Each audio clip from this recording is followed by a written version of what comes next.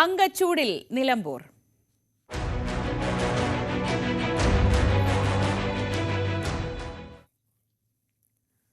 സമ്മർദ്ദങ്ങൾക്കും വിലപേശലിനും മുന്നിൽ UDF മുഖം തിരിച്ചതോടെ PV Anwar വഴങ്ങുന്നു. UDFന്റെ അന്ത്യശാസനവും league കൈവിട്ടതും അൻവറിന് തിരിച്ചടിയായി. അസോസിയേറ്റഡ് അംഗത്വം മുന്നണിയിൽ നൽകിയാൽ ആര്യാടൻ ഷൌക്കത്തിനായി പ്രചാരണത്തിനിറങ്ങാമെന്നാണ് അൻവറിന്റെ നിലപാട്. എന്നാൽ ആദ്യം പിന്തുണ പ്രഖ്യാപിക്കട്ടെ എന്നാണ് UDF തീരുമാനിച്ചിട്ടുള്ളത്. 9 മണിക്ക് ഒതായിലെ വീട്ടിൽ അൻവർ മാധ്യമങ്ങളെ കാണുന്നുണ്ട്. UDFന്റെ പഞ്ചായത്ത് കൺവെൻഷനുകൾക്കും ഇന്ന് തുടക്കമാവുകയാണ്. വിവരങ്ങളുമായി MS അനീഷ് കുമാറും CV അനുമോദും ചേരുന്നുണ്ട്. ആദ്യം അനീഷിലേക്ക്. Aneesh, good morning. ഇന്നലെ നമ്മൾ സംസാരിച്ചപ്പോൾ അൻവർ എന്ത് നിലപാടെടുക്കുമെന്ന കാര്യത്തിൽ ഒരു ആശയക്കുഴപ്പമൊക്കെ ഉണ്ടായിരുന്നു. 2 ദിവസത്തെ സമയം അൻവർ പറഞ്ഞിരുന്നു. ഇന്നിപ്പോ 9 മണിക്ക് എന്തായാലും മാധ്യമങ്ങളെ കാണുന്നുണ്ട്. തൽക്കാലം അൻവർ ഇറക്കിയ സമ്മർദ്ദത്തിന്റെ കാർഡൊന്നും വിലപ്പോവില്ലെന്ന് തിരിച്ചറിഞ്ഞ സ്ഥിതിക്ക് ഇനിയിപ്പോ വലിയ പരിക്കില്ലാതെ ഒരു സമവായത്തിലേക്ക് എത്തുക, ക്ഷീണമില്ലാത്ത തരത്തിൽ ആളുകളുടെ മുന്നിൽ, പ്രത്യേകിച്ച് നിലമ്പൂരിലെ മനുഷ്യന്മാരുടെ മുന്നിൽ നിൽക്കുക, ഇത്രയേ ഉള്ളൂ ഏറ്റവും അവസാനത്തെ വഴി. അങ്ങനെയെങ്കിൽ അതെങ്ങനെ സാധ്യമാക്കാനാണ് ഇപ്പോൾ അൻവർ ആലോചിക്കുന്നത്?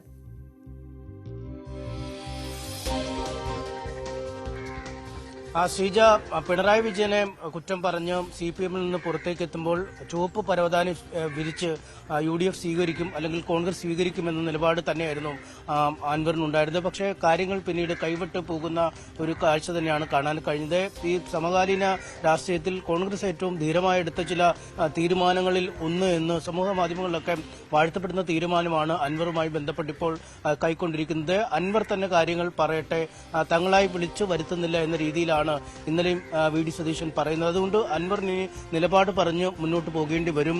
നമുക്കറിയാം ഒരുപാട് രാഷ്ട്രീയ നീക്കങ്ങളൊക്കെ നടന്നതെന്നും അൻവർ തന്നെ പറയുന്ന ജവഹർലാൽ നെഹ്റു വരെ എത്തിയെന്ന് പറയുന്ന പുത്തൻ വീട്ടിൽ തറവാട്ടിലായിരുന്നു കഴിഞ്ഞ 1-2 ദിവസങ്ങളായി ഈ നിലമ്പൂർ തെരഞ്ഞെടുപ്പുമായി ബന്ധപ്പെട്ട രാഷ്ട്രീയ നീക്കങ്ങൾ നടന്നിരുന്നത്. ഇന്നലെ ഇവിടെ വെച്ചാണ് നിയോജക മണ്ഡലം കമ്മിറ്റി യോഗം ചേർന്ന് തൃണമൂലിന്റെ സ്ഥാനാർത്ഥിയായി PV അൻവർ നിലമ്പൂർ ഉപതെരഞ്ഞെടുപ്പിൽ മത്സരിക്കുമെന്ന് അറിയിക്കുകയും ചെയ്തു. എന്നാൽ പിന്നീട് അതിന് പിന്നാലെ തിരക്കിട്ട ഒരുപാട് നീക്കങ്ങൾ നടക്കുന്നു.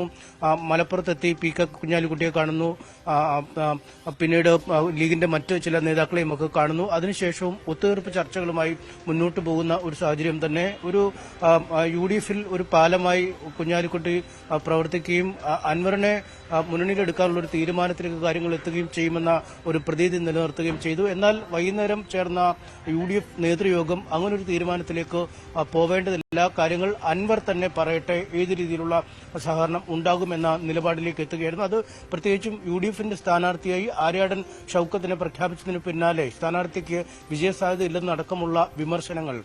ജോയി എന്ന സ്ഥാനാർത്ഥിയാണ് താൻ ആദ്യം മുതൽ പരിഗണിക്കുന്നത്.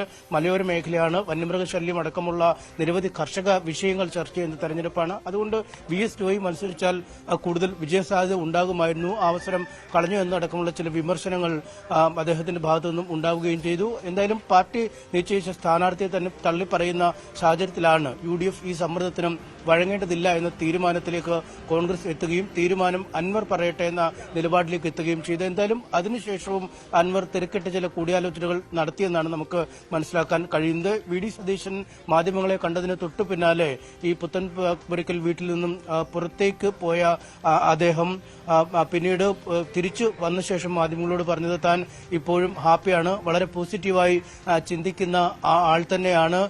UDF-ന്റെ ബസ്സിൽ താൻ ഉണ്ടാവും. അത് അകത്താണോ പുറത്താണോ അതോ ഗോവണിയിലാണോ നിൽക്കുന്നതെന്നതിനെ കുറിച്ച് തനിക്കിപ്പോഴും പറയാൻ കഴിയില്ല. ഗോവണിയിൽ നിൽപ്പ് ബുദ്ധിമുട്ടാണ്, കാരണം നിലമ്പൂരിൽ വലിയ മഴ പെയ്യുന്ന സാഹചര്യമുണ്ട്. അതായത് അസോസിയേറ്റ് അംഗം എന്നതാണ് ഈ ഗോവണി യാത്ര എന്നതുകൊണ്ട് അദ്ദേഹം ഉദ്ദേശിക്കുന്നതെന്ന് വ്യക്തമാക്കുകയും ചെയ്തു. അതുകൊണ്ടൊരു അസോസിയേറ്റ് അംഗമായി മുന്നോട്ട് പോകാൻ കഴിയില്ല എന്ന നിലപാട് അദ്ദേഹം ആവർത്തിക്കുമ്പോഴും ഈ തർക്കങ്ങൾക്കൊടുവിൽ, ഈ ചർച്ചകൾക്കൊടുവിലൊക്കെ അത്തരമൊരു തീരുമാനത്തിലേക്ക് തന്നെ അദ്ദേഹം എത്തുമെന്ന വിവരങ്ങളാണ് ലഭിക്കുന്നത്. നേരത്തെ UDF നേതൃത്വവുമായി ചില ധാരണകൾ ഉണ്ടായിരിക്കുന്നു, അല്ലെങ്കിൽ കോൺഗ്രസ് നേതൃത്വവുമായി ചില ധാരണകൾ ഉണ്ടായിരിക്കുന്നു. അദ്ദേഹം നിരുപാധികമായ പിന്തുണ UDF-ന് പ്രഖ്യാപിച്ചു കഴിയുമ്പോൾ, അല്ലെങ്കിൽ UDF-നൊപ്പം സഹകരിച്ച് ആര്യാടൻ ഷൌക്കത്തിനെ വിജയിപ്പിക്കാൻ വേണ്ടി ഈ നിലമ്പൂർ മണ്ഡലത്തിൽ പ്രവർത്തിക്കുമെന്ന് അദ്ദേഹം ഉറപ്പ് നൽകുമ്പോൾ തൊട്ടു പിന്നാലെ കോൺഗ്രസ് നേതൃത്വത്തിൽ നിന്നും ഒരു ഘടകകക്ഷിയായി സഹകരിപ്പിക്കാമെന്ന നിർദ്ദേശം വരിക, തൽക്കാലം ഒരു അസോസിയേറ്റ് അംഗമായി നിർത്താവുന്ന ഒരു നിർദ്ദേശം വരിക, അത് അംഗീകരിക്കുക, പിന്നീട് UDF-നൊപ്പം മുന്നോട്ട് പോവുക എന്ന നിലപാടിലേക്ക് തന്നെയാവും അദ്ദേഹം എത്തുക എന്നത് നമുക്ക് ഈ ഘട്ടത്തിൽ ഉറപ്പാണ്. അദ്ദേഹം ഇന്നലെ പറഞ്ഞതുമായി ചേർത്ത് വായിക്കുമ്പോൾ, അതായത് ആര്യാടൻ ഷൗക്കത്ത് എന്ന സ്ഥാനാർത്ഥിയെ തൃണമൂൽ കോൺഗ്രസിന്റെ കൺവീനർ എന്ന രീതിയിൽ വിലയിരുത്തുമ്പോൾ അത്തരം കടുത്ത കാര്യങ്ങൾ കടുത്ത പരാമർശങ്ങൾ തന്നെയാവും തന്റെ പക്കൽ നിന്നുണ്ടാവുക. പക്ഷേ ഒരു UDF ഘടകകക്ഷിയായ തൃണമൂൽ കോൺഗ്രസ് ആണെങ്കിൽ തന്റെ പരിഗണനകൾ മാറും. ഒരു UDF-ന്റെ അംഗം എന്ന നിലയിലുള്ള പരാമർശങ്ങളെ തന്റെ ഭാഗത്തുനിന്നും ഉണ്ടാവുകയുള്ളൂ എന്നും പറയുന്നു. അതായത് നിലപാട് മയപ്പെടുത്തി തന്നെയാണ് അദ്ദേഹം ഇന്നലെ രംഗത്ത് വന്നത്. ഇന്ന് രാവിലെ 9 മണിക്കിനി എന്ത് നിലപാടാവും അദ്ദേഹം പറയുക എന്ന് നമുക്ക് കാത്തിരുന്ന് കാണുന്നതിനും. കാരണം PV അൻവറാണ്. ഏത് നിമിഷവും നിലപാടുകൾ മാറ്റാം, ഏത് നിമിഷവും രാഷ്ട്രീയ തീരുമാനങ്ങൾ അദ്ദേഹം മാറ്റാം. അതുകൊണ്ട് എന്താണ് അദ്ദേഹം പറയാൻ പോകുന്നതെന്നറിയാൻ നമുക്ക് 9 മണിവരെ കാത്തിരിക്കേണ്ടി വരും. നിലവിലെ സാഹചര്യങ്ങൾ അനുസരിച്ച് ഒരു വിട്ടുവീഴ്ചയ്ക്ക് വഴങ്ങി തന്നെയാണ് ഇപ്പോൾ അൻവർ നിൽക്കുന്നത്. ഷീജ. MS അനീഷ് കുമാറാണ് വിവരങ്ങൾ നൽകിയത്. ഇനി CV അനുമോദുണ്ട് മറ്റ് വിവരങ്ങളുമായ. അനുമോദ്, അവിടെ എന്തായാലും ഒരു ശക്തമായ നിലപാടെടുത്തുകൊണ്ട് ആദ്യഘട്ടത്തിൽ തന്നെ സ്ഥാനാർത്ഥിയെ പ്രഖ്യാപിച്ച് പ്രചാരണ പ്രവർത്തനങ്ങൾ തുടങ്ങിക്കൊണ്ട് ഒരു മുൻകൈ എന്തായാലും UDF-ഉം കോൺഗ്രസും എടുത്തു കഴിഞ്ഞു. ഇനി LDF-ന്റെ നീക്കങ്ങൾ വളരെ ശ്രദ്ധയോടെ നമ്മൾ വീക്ഷിക്കുന്നുണ്ട്. LDF ആവട്ടെ ഇവിടെ എന്തെങ്കിലും സംഭവിക്കുമോ എന്ന് നോക്കുകയായിരുന്നു. ഇന്നിപ്പോൾ നേതാക്കളെല്ലാം നിലമ്പൂരിൽ എത്തുന്ന സ്ഥിതിക്ക് അത് ആ ഒരു പേസ് കൂടുകയല്ലേ ചെയ്യുന്നത്? എന്താണ് നിലമ്പൂരിലെ പൊതുവെയുള്ള ഒരു രാഷ്ട്രീയ അന്തരീക്ഷം?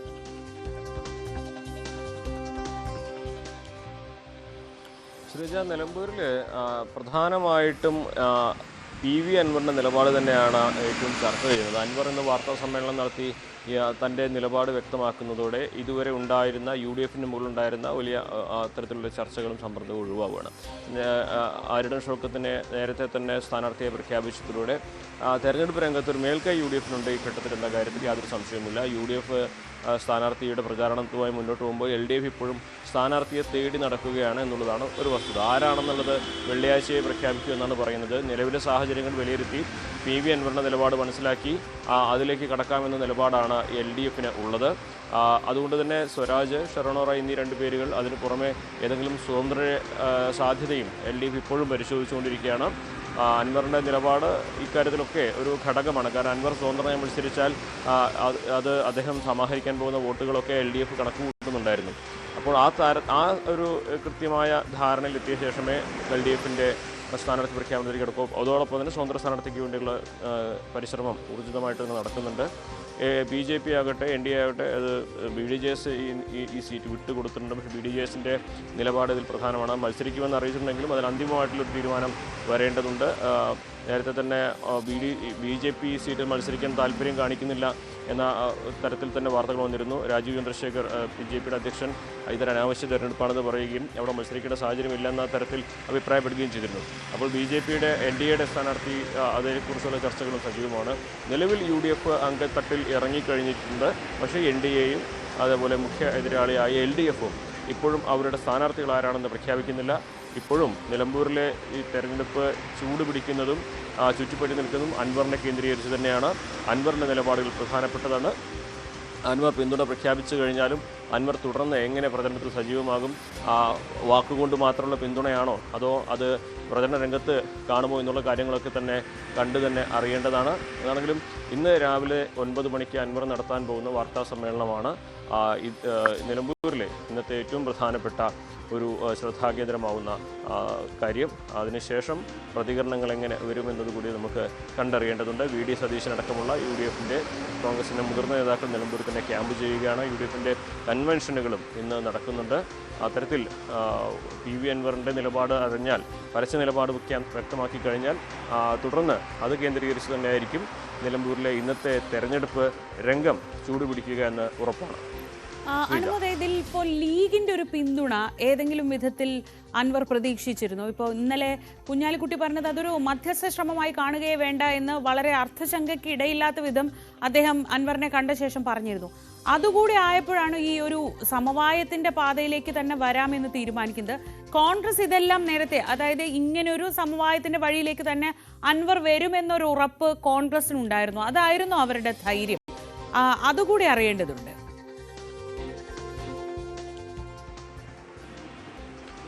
ഇതിൽ വളരെ അൻവറിൻ്റെ നിലപാട് അത് വളരെ കൃത്യമാണ്. നോക്കൂ, അൻവർ ഇടതുപക്ഷത്തെ പിന്തുണയ്ക്കുന്നൊരു സാഹചര്യം എന്താണെങ്കിലും ഉണ്ടാകില്ല എന്നുറപ്പാണ്. കാരണം ഇടതുപക്ഷത്തോട് കലഹിച്ച് മുഖ്യമന്ത്രി വിമർശിച്ചാണ് അദ്ദേഹം ഇടതുപക്ഷം നിന്ന് ഇറങ്ങിയിരിക്കുന്നത്.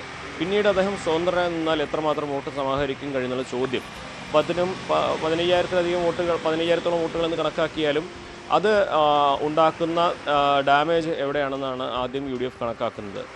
ഒരു തരത്തിലും UDFനെ പിന്തുണയ്ക്കാതെ അൻവറിന് അദ്ദേഹത്തിൻ്റെ ഭാവിയുമായി മുന്നോട്ട് പോകാൻ കഴിയും. രാഷ്ട്രീയ ഭാവി അല്ലെങ്കിൽ അവിടെ അവസാനിക്കും. ഇതൊരു അവസാനത്തെ തെരഞ്ഞെടുപ്പായിരിക്കും ഒരുപക്ഷെ അത്തരത്തിലുള്ള വലിയ തോതിലുള്ള പ്രാധാന്യം കിട്ടുന്ന തരത്തിൽ. കാരണം LDF വിജയിച്ചാലും UDF വിജയിച്ചാലും അൻവർ തോൽക്കുമെന്ന കാര്യത്തിൽ എത്തിച്ചേരും. നിലവിലിപ്പോൾ അൻവറിന് UDFനെ പിന്തുണയ്ക്കുകയല്ലാതെ മറ്റു വഴികൾ അദ്ദേഹത്തിൻ്റെ രാഷ്ട്രീയമായിട്ടുള്ള ഈ ഒരു രീതി, ഈ ഒരു യാത്ര മുന്നോട്ട് കൊണ്ടുപോകാനില്ല എന്നുള്ളതാണ് വസ്തുത. മുസ്ലിം ലീഗിനെ ആയിരുന്നു അൻവറിനെ ഏറ്റവും കൂടുതൽ ഇക്കാര്യത്തിൽ പ്രതീക്ഷ വരുന്നത്. മുസ്ലിം ലീഗുമായിട്ട് അൻവർ നല്ല ബന്ധം പുലർത്തിയിരുന്നു. LDFൻ്റെ ഇറങ്ങുമ്പോഴും ആദ്യം ലീഗുമായിട്ടാണ് ചർച്ച നടത്തിയത്. ലീഗ് നേതാക്കളാണ് അദ്ദേഹം കൂടിക്കാഴ്ച നടത്തിയത്.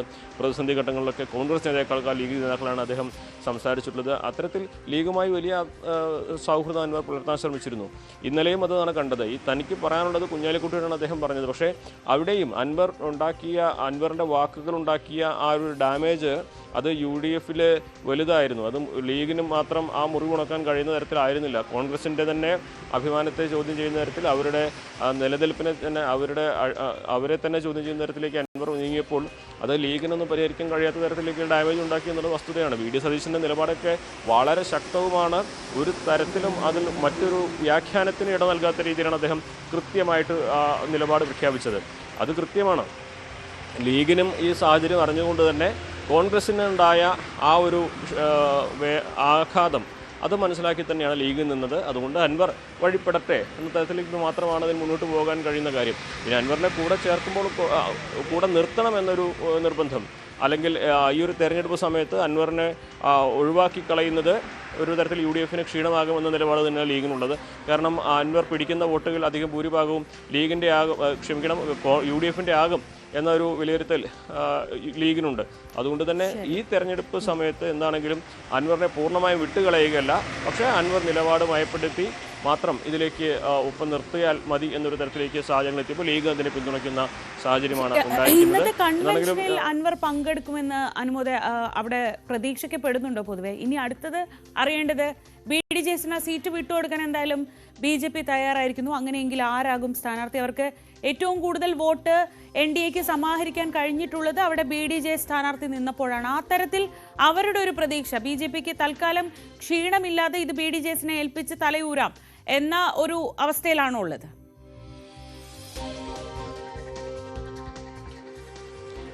ആദ്യം ശ്രീജ ചോദിച്ച കാര്യത്തിലേക്ക്, അൻവർ എന്നാണെങ്കിലും പരസ്യമായിട്ട് പ്രചരണത്തിന് നിന്ന് ഇറങ്ങാൻ സാധ്യതയില്ല. കാരണം നാളെ അവരുടെ TMCയുടെ മീറ്റിംഗ് വിളിച്ചു ചേർത്തിട്ടുണ്ട്. ആ മീറ്റിങ്ങിന് ശേഷമേ അന്തിമ തീരുമാനങ്ങൾ അവർക്ക് പരസ്യമായിട്ട് പ്രഖ്യാപിക്കാനാകൂ എന്നാണ് നേതാക്കൾ വ്യക്തമാക്കുന്നത്. അപ്പോൾ നാളത്തെ അവരുടെ മീറ്റിങ്ങിന് ശേഷം മാത്രമേ അവർ പ്രചരണ രംഗത്തേക്ക് സജീവമായിട്ട് ഇറങ്ങുന്ന തരത്തിലേക്ക് കാര്യങ്ങൾ മാറുകയുള്ളൂ.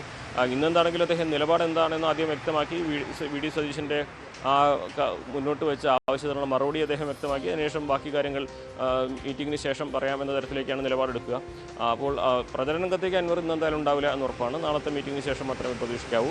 അതോടൊപ്പം തന്നെ രണ്ടാമത് ചോദിച്ച കാര്യത്തിലേക്ക് വന്നാൽ NDAയുടെ സ്ഥാനാർത്ഥി BJP നേരത്തെ തന്നെ ഈ ഒരു മത്സരത്തിൽ താല്പര്യമില്ലാത്ത നിലപാടാണ് സ്വീകരിച്ചിട്ടുള്ളത്. കാരണം ഇതൊരു അനാവശ്യമായ തെരഞ്ഞെടുപ്പാണ്. അതോടൊപ്പം തന്നെ BJPക്ക് അവിടെ കാര്യമായിട്ടൊന്നും ചെയ്യാൻ കഴിയുകയില്ല എന്നുള്ളൊരു വസ്തുത കൂടിയാണ്. ആ ഒരു ഘട്ടത്തിലാണ് BDJസിനെ ഈ സീറ്റ് മത്സരിപ്പിക്കാനുള്ള ശ്രമം നടത്തിയത്. 2016 നേരത്തെ BJP BDSന് സീറ്റ് വിട്ടു നൽകിയതാണ്. അന്ന് ഗിരീഷ് മേക്കാട് 12,000-ലധികം വോട്ട് നേടി തെറ്റില്ലാത്ത രീതിയിൽ പ്രകടനം കാഴ്ചവെക്കുകയും ചെയ്തതാണ്. കഴിഞ്ഞ തവണ 2021 BJPയിലേക്ക് അത് വന്നതോടെ ആ നേടിയ വോട്ടിൻ്റെ എണ്ണം 8,000-ലേക്ക് കുറയുകയും ചെയ്തു. സ്വാഭാവികമായിട്ടും BDJ സീറ്റ് മത്സരിക്കാൻ താല്പര്യം കാണിക്കും.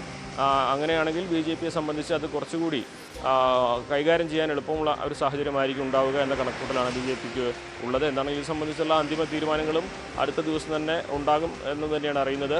BDJസും ഇക്കാര്യത്തെക്കുറിച്ച് ആലോചനകൾ തുടങ്ങിയിട്ടുണ്ട്. അതോടൊപ്പം തന്നെ ചില സ്വതന്ത്രരെ BDJs പൂർണ്ണ മനസ്സോടെ ഒരു തീരുമാനം അറിയിച്ചില്ലെങ്കിൽ സ്വതന്ത്ര സ്ഥാനാർത്ഥികൾ ലഭിക്കുമെന്ന കാര്യവും BJP ആലോചിക്കുന്നുണ്ടെന്നാണ് മനസ്സിലാക്കാനാവുന്നത്. ശരി അനുമോദ്, ഇതിന്റെ ഇടയിൽ LDFന്റെ ക്യാമ്പിൽ ചർച്ചകൾ എങ്ങനെയാണ്? ഈ സ്വരാജിന്റെ പേരിൽ തട്ടിത്തിരിഞ്ഞ് നിൽക്കുന്നുണ്ട്. സ്വരാജോ സ്വതന്ത്രനോ എന്നതാണ് ഇപ്പോൾ നിലമ്പൂരിലെ LDFനെ സംബന്ധിച്ചുള്ള പ്രധാന ചോദ്യം. ഈ മറ്റ് ചിത്രങ്ങളൊക്കെ ഏതാണ്ട് തെളിഞ്ഞു തുടങ്ങിയ സ്ഥിതിക്ക് ഇനി എത്രത്തോളം കാത്തിരിക്കേണ്ടി വരും? ആ കാത്തിരിപ്പ് എന്ന് പറയുന്നത് നീളുന്നിടത്തോളം UDF-ന് അവിടെ ഒരു ആനുകൂല്യം കിട്ടുകയുമാണല്ലോ.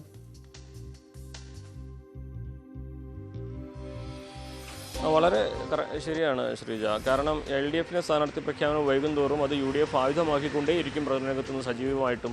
അത് കഴിഞ്ഞ ദിവസം മുതൽ സാമൂഹ്യ മാധ്യമങ്ങൾ നമ്മൾ കാണുന്നതാണ്. ഒരു പരസ്യ പ്രചരണത്തിലേക്ക് പോകുമ്പോൾ ഇനി അതുതന്നെയായിരിക്കും മുഖ്യ ആയുധം. കാരണം ഇത്രയും 24 മണിക്കൂറിനുള്ളിൽ UDF സ്ഥാനാർത്ഥിയെ പ്രഖ്യാപിച്ചു. UDF-ന്റെ സ്ഥാനാർത്ഥി പ്രഖ്യാപനം കഴിഞ്ഞ് വീണ്ടും 24 മണിക്കൂർ കഴിഞ്ഞു. എന്നിട്ട് LDF-ന്റെ പ്രഖ്യാപനം വരുന്നില്ല. LDF ഇപ്പോഴും ആ കാര്യത്തിൽ അന്തിമ തീരുമാനത്തിൽ എത്തിയിട്ടില്ല എന്ന് തന്നെയാണ് വസ്തുത. ഞാൻ നേരത്തെ സൂചിപ്പിച്ചതുപോലെ അൻവറിൻ്റെ നിലപാട്, അൻവർ മത്സരിക്കുമോ ഇല്ലയോ എന്ന രാഷ്ട്രീയ സാഹചര്യം ഇതൊക്കെ കൂടി വിലയിരുത്തിയ ശേഷമാകും LDF-ന്റെ ഒരു സ്ഥാനാർത്ഥി പ്രഖ്യാപനത്തിലേക്ക് കാര്യങ്ങൾ നീങ്ങുക എന്ന് വേണം നമുക്ക് പ്രാഥമികമായിട്ട് മനസ്സിലാക്കുവാൻ. കാരണം അൻവർ മത്സരിച്ചാൽ അത് ഉണ്ടാക്കുന്ന രാഷ്ട്രീയ സാഹചര്യങ്ങൾ എങ്ങനെയാണെന്ന് കൃത്യമായിട്ട് LDF-ന് അറിയാം. അൻവർ ഏത് മേഖലയിൽ നിന്ന് വോട്ട് പിടിക്കും, ഏതൊക്കെ തരത്തിലുള്ള വോട്ട് ബാങ്കുകളെയാണ് അൻവർ സ്വാധീനിക്കുക എന്നുള്ളതൊക്കെ LDF-ന് നന്നായിട്ട് അറിയാം. കാരണം LDF-ൽ നിന്ന് വലിയ തോതിലൊരു കൊഴിഞ്ഞുപോക്ക് ഇല്ലെങ്കിൽ പോലും UDF-ന്റെ ഭാഗത്ത് നിന്ന് ഒരുപാട് വോട്ട് അൻവറിനെ സമാഹരിക്കുന്ന കണക്കൂട്ട് LDF-നുണ്ട്. അപ്പോൾ അങ്ങനെ ഒരു സാഹചര്യം വന്നാൽ LDF-ന്റെ വോട്ട് ബാങ്ക് കുറെ കൂടി ശക്തമാക്കാനുള്ള നടപടികളും നീക്കങ്ങളുമായിരിക്കും. അതിന് ഉതകുന്ന തരത്തിലൊരു സ്ഥാനാർത്ഥിയെ പ്രഖ്യാപിക്കാനായിരിക്കും. സ്വരാജ് തന്നെയാണ് ഇപ്പോഴും പട്ടികയിലുള്ള ഏറ്റവും സാധ്യതയുള്ള ഒരു വ്യക്തി. കാരണം നിലമ്പൂർ സ്വദേശിയാണ്, പാർട്ടിയുടെ ഉന്നത നേതാവാണ്. അതിലുപരി ഓരോ ഘട്ടങ്ങളിലും അൻവറിന് കൃത്യമായ മറുപടി കൊടുത്ത് മുന്നോട്ട് പോകുന്ന നേതാവ് കൂടിയാണ്. അത്തരത്തിൽ ഒരു നേതാവിൻ്റെ സാന്നിധ്യം ഈ തെരഞ്ഞെടുപ്പ് രംഗത്ത് LDF-നെ സംബന്ധിച്ച് വലിയ കരുത്താകും. അത് അനിശ്ചിതത്വത്തിന് വഴിയൊരുക്കാതെ LDF ആത്മവിശ്വാസത്തോടെ പ്രവർത്തിക്കാനുള്ള സാഹചര്യം ഉണ്ടാകും. അതല്ലെങ്കിൽ സ്വതന്ത്രയിലേക്ക് പോകുന്ന ആ ഘട്ടം തന്നെയായിരിക്കും ഉണ്ടാകുക. സ്വതന്ത്ര പരീക്ഷണം നിലമ്പൂരിൽ ആദ്യമായിട്ടല്ല, അത് പലവരും പരീക്ഷിച്ചിട്ടുണ്ട്. 2 തവണ അൻവറിലൂടെ വിജയിച്ചിട്ടുണ്ട്. അപ്പോൾ സ്വതന്ത്രയുടെ ചർച്ചകൾ നടക്കുന്നുണ്ട്. പക്ഷേ സ്വരാജ്, അതേപോലെ ജില്ലാ പഞ്ചായത്ത് അംഗമായ ഷെറോണോ റോയ്, അവർ വഴിക്കടവ് ഡിവിഷൻ അട്ടിമറിച്ച് നേടിയ ചരിത്രമാണ് അവർക്കുള്ളത്. അതുകൊണ്ട് തന്നെ അവർ പാർട്ടി ചിഹ്നത്തിൽ മത്സരിക്കാനുള്ള സാധ്യതയും അവർ നിലമ്പൂർ ഏരിയ കമ്മിറ്റി അംഗമാണ്. അത്തരത്തിൽ ഷെറോണോ റോയ്, സ്വരാജ്, ഇങ്ങനെ 2 പേരുകൾ തന്നെയാണ് പാർട്ടിയുടെ ആലോചനകൾ. അതിനപ്പുറം സ്വതന്ത്ര സാധ്യതകൾ ഇപ്പോഴും അവർ ചർച്ച ചെയ്യുന്നുണ്ട്. പക്ഷേ അന്തിമമായ ഒരു ചിത്രത്തിലേക്ക് എത്തിയിട്ടില്ല LDF ഇതുവരേക്കും. ശരി, CV അനുമോദാണ് വളരെ വിശദമായ വിവരങ്ങൾ നൽകിയത്. ഒപ്പം MS അനീഷ് കുമാറും. ഇന്നത്തെ ദിവസം നമ്മൾ ഉറ്റുനോക്കുന്നത് PV അൻവറിന്റെ ഒതായിലെ വീട്ടിലേക്കൊക്കെ തന്നെയാണ്. 9 മണിക്ക് മാധ്യമങ്ങളെ കാണുമെന്നാണ് അൻവർ അറിയിച്ചിട്ടുള്ളത്. വാവിട്ട വാക്കുകളും കൈവിട്ട കളികളും ഉണ്ടാക്കിയ പ്രതിസന്ധിയിൽ കുരുങ്ങി നിൽക്കുന്ന അൻവറിന്റെ രാഷ്ട്രീയ ചരിത്രം കൂടി ഈ സമയത്തൊന്ന് കേൾക്കേണ്ടതാണ്. അത് സാഹസങ്ങളുടേത് കൂടിയാണ്. ഇതുവരെയുള്ള പാർട്ടി മാറ്റങ്ങളും ചാട്ടവും ഒക്കെ നേട്ടമാക്കാൻ കഴിഞ്ഞ അൻവറിന് ഇപ്പോൾ നേരിടുന്നത് പോലെ ഒരു പ്രതിസന്ധി അതാദ്യമായിട്ടാണ്.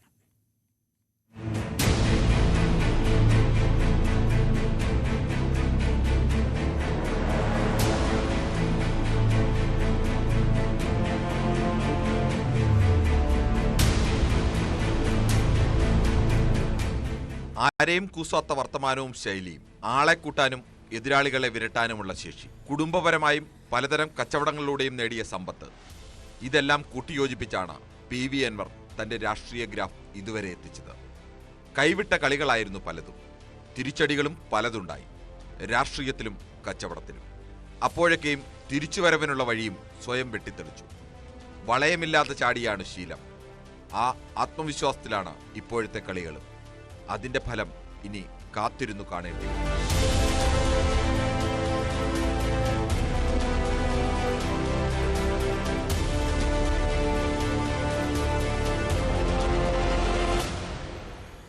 മലപ്പുറം എടവണ്ണയിൽ പരമ്പരാഗത കോൺഗ്രസ് കുടുംബത്തിൽ ജനനം. ക്യാമ്പസ് കാലത്ത് KSU നേതാവ്. അന്ന് K സുധാകരനൊപ്പമായിരുന്നു. അൻവറിനോടുള്ള ഇപ്പോഴത്തെ കോൺഗ്രസ് സമീപനത്തിന് പിന്നിൽ സുധാകരന്റെ സ്ഥാനമാറ്റം കൂടിയുണ്ടെന്ന് പറയാം. കോൺഗ്രസിൽ നിന്നും യാത്ര DIC-യിലേക്ക്. K കരുണാകരന്റെ DIC കോൺഗ്രസിലേക്കു തന്നെ മടങ്ങിയെങ്കിലും അൻവർ മടങ്ങിയില്ല. 2011 ഏറനാട്ടു നിന്നും സ്വതന്ത്രനായി മത്സരിച്ചു. ഇടതുമുന്നണിയിൽ നിന്നുള്ള CPI സ്ഥാനാർത്ഥിയെ 4ാം സ്ഥാനത്തേക്ക് തള്ളി ലീഗിലെ PK ബഷീറിനു പിന്നിൽ 2ാമനായി. CPM-ഉമായുള്ള രഹസ്യധാരണയിലായിരുന്നു ഈ മുന്നേറ്റം. 2014 വയനാട്ടിൽ ലോക്സഭയിലേക്കും മത്സരിച്ചു. 2016 CPM-ഉമായുള്ള ഔദ്യോഗിക ബാന്ധവം. ഇടതു പിന്തുണയോടെ സ്വതന്ത്രനായി മത്സരിച്ച് 3 പതിറ്റാണ്ടു നീണ്ട കോൺഗ്രസ് ആധിപത്യം തകർത്ത് നിലമ്പൂരിൽ ചെങ്കൊടി നാട്ടി.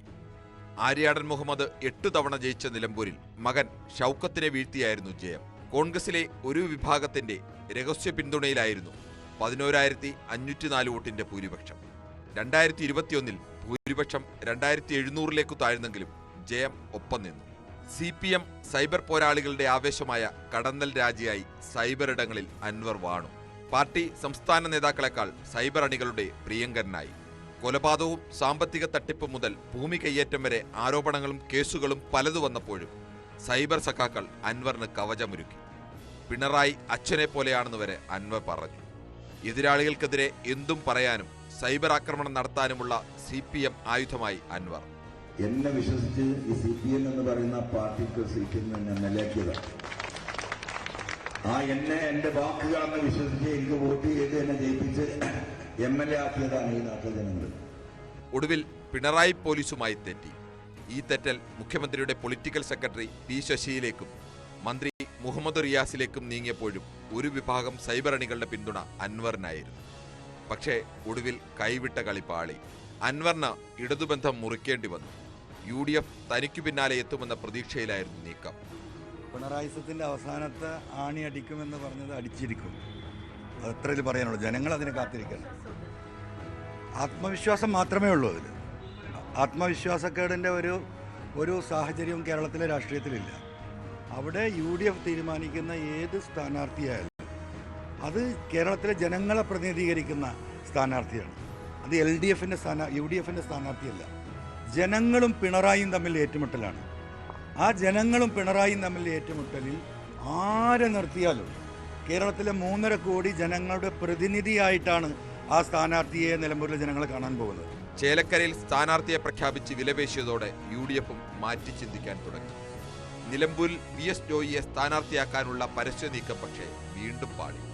ഒടുവിൽ ഈ പ്രതികരണത്തോടെയാണ് വഴി അടഞ്ഞത്. ആര്യാടൻ ഷൗക്കത്തിനെ സംബന്ധിച്ച് നിലമ്പൂരിലെ ജനങ്ങളിലുള്ള പ്രതികരണം എനിക്കറിയാം. അത് കണക്കാക്കിക്കൊണ്ടാണ് ഇത് ആലോചിച്ച് ചെയ്യണമെന്ന് UDF ലീഡർഷിപ്പിനോട് ഞാൻ പറഞ്ഞിരുന്നത്. അദ്ദേഹം ഒരു ഘട്ടത്തിൽ നമുക്കറിയാം CPMന്റെ സ്വതന്ത്ര സ്ഥാനാർത്ഥിയാവാനുള്ള ഒരു ശ്രമം കഴിഞ്ഞ 2 മാസം മുമ്പ് നടന്നതാണ്. കോൺഗ്രസ്സുകാർക്കൊക്കെ അറിയുന്ന കാര്യമാണ്. CPM അത് കൺസിഡർ ചെയ്യുകയും പാർട്ടിയിൽ ചർച്ച നടത്തുകയും ചെയ്തപ്പോൾ ഒരു കാരണവശാലും CPMന്റെ സ്വതന്ത്ര സ്ഥാനാർത്ഥിയായിട്ട് അംഗീകരിക്കാൻ കഴിയില്ല എന്ന നിലപാട് നിലമ്പൂരിലെ മുഴുവൻ LCയും AC എടുത്തതിന്റെ ഫലമായിട്ടാണ് അദ്ദേഹം പിന്നീട് അതിന് പിൻവാങ്ങുന്നത്.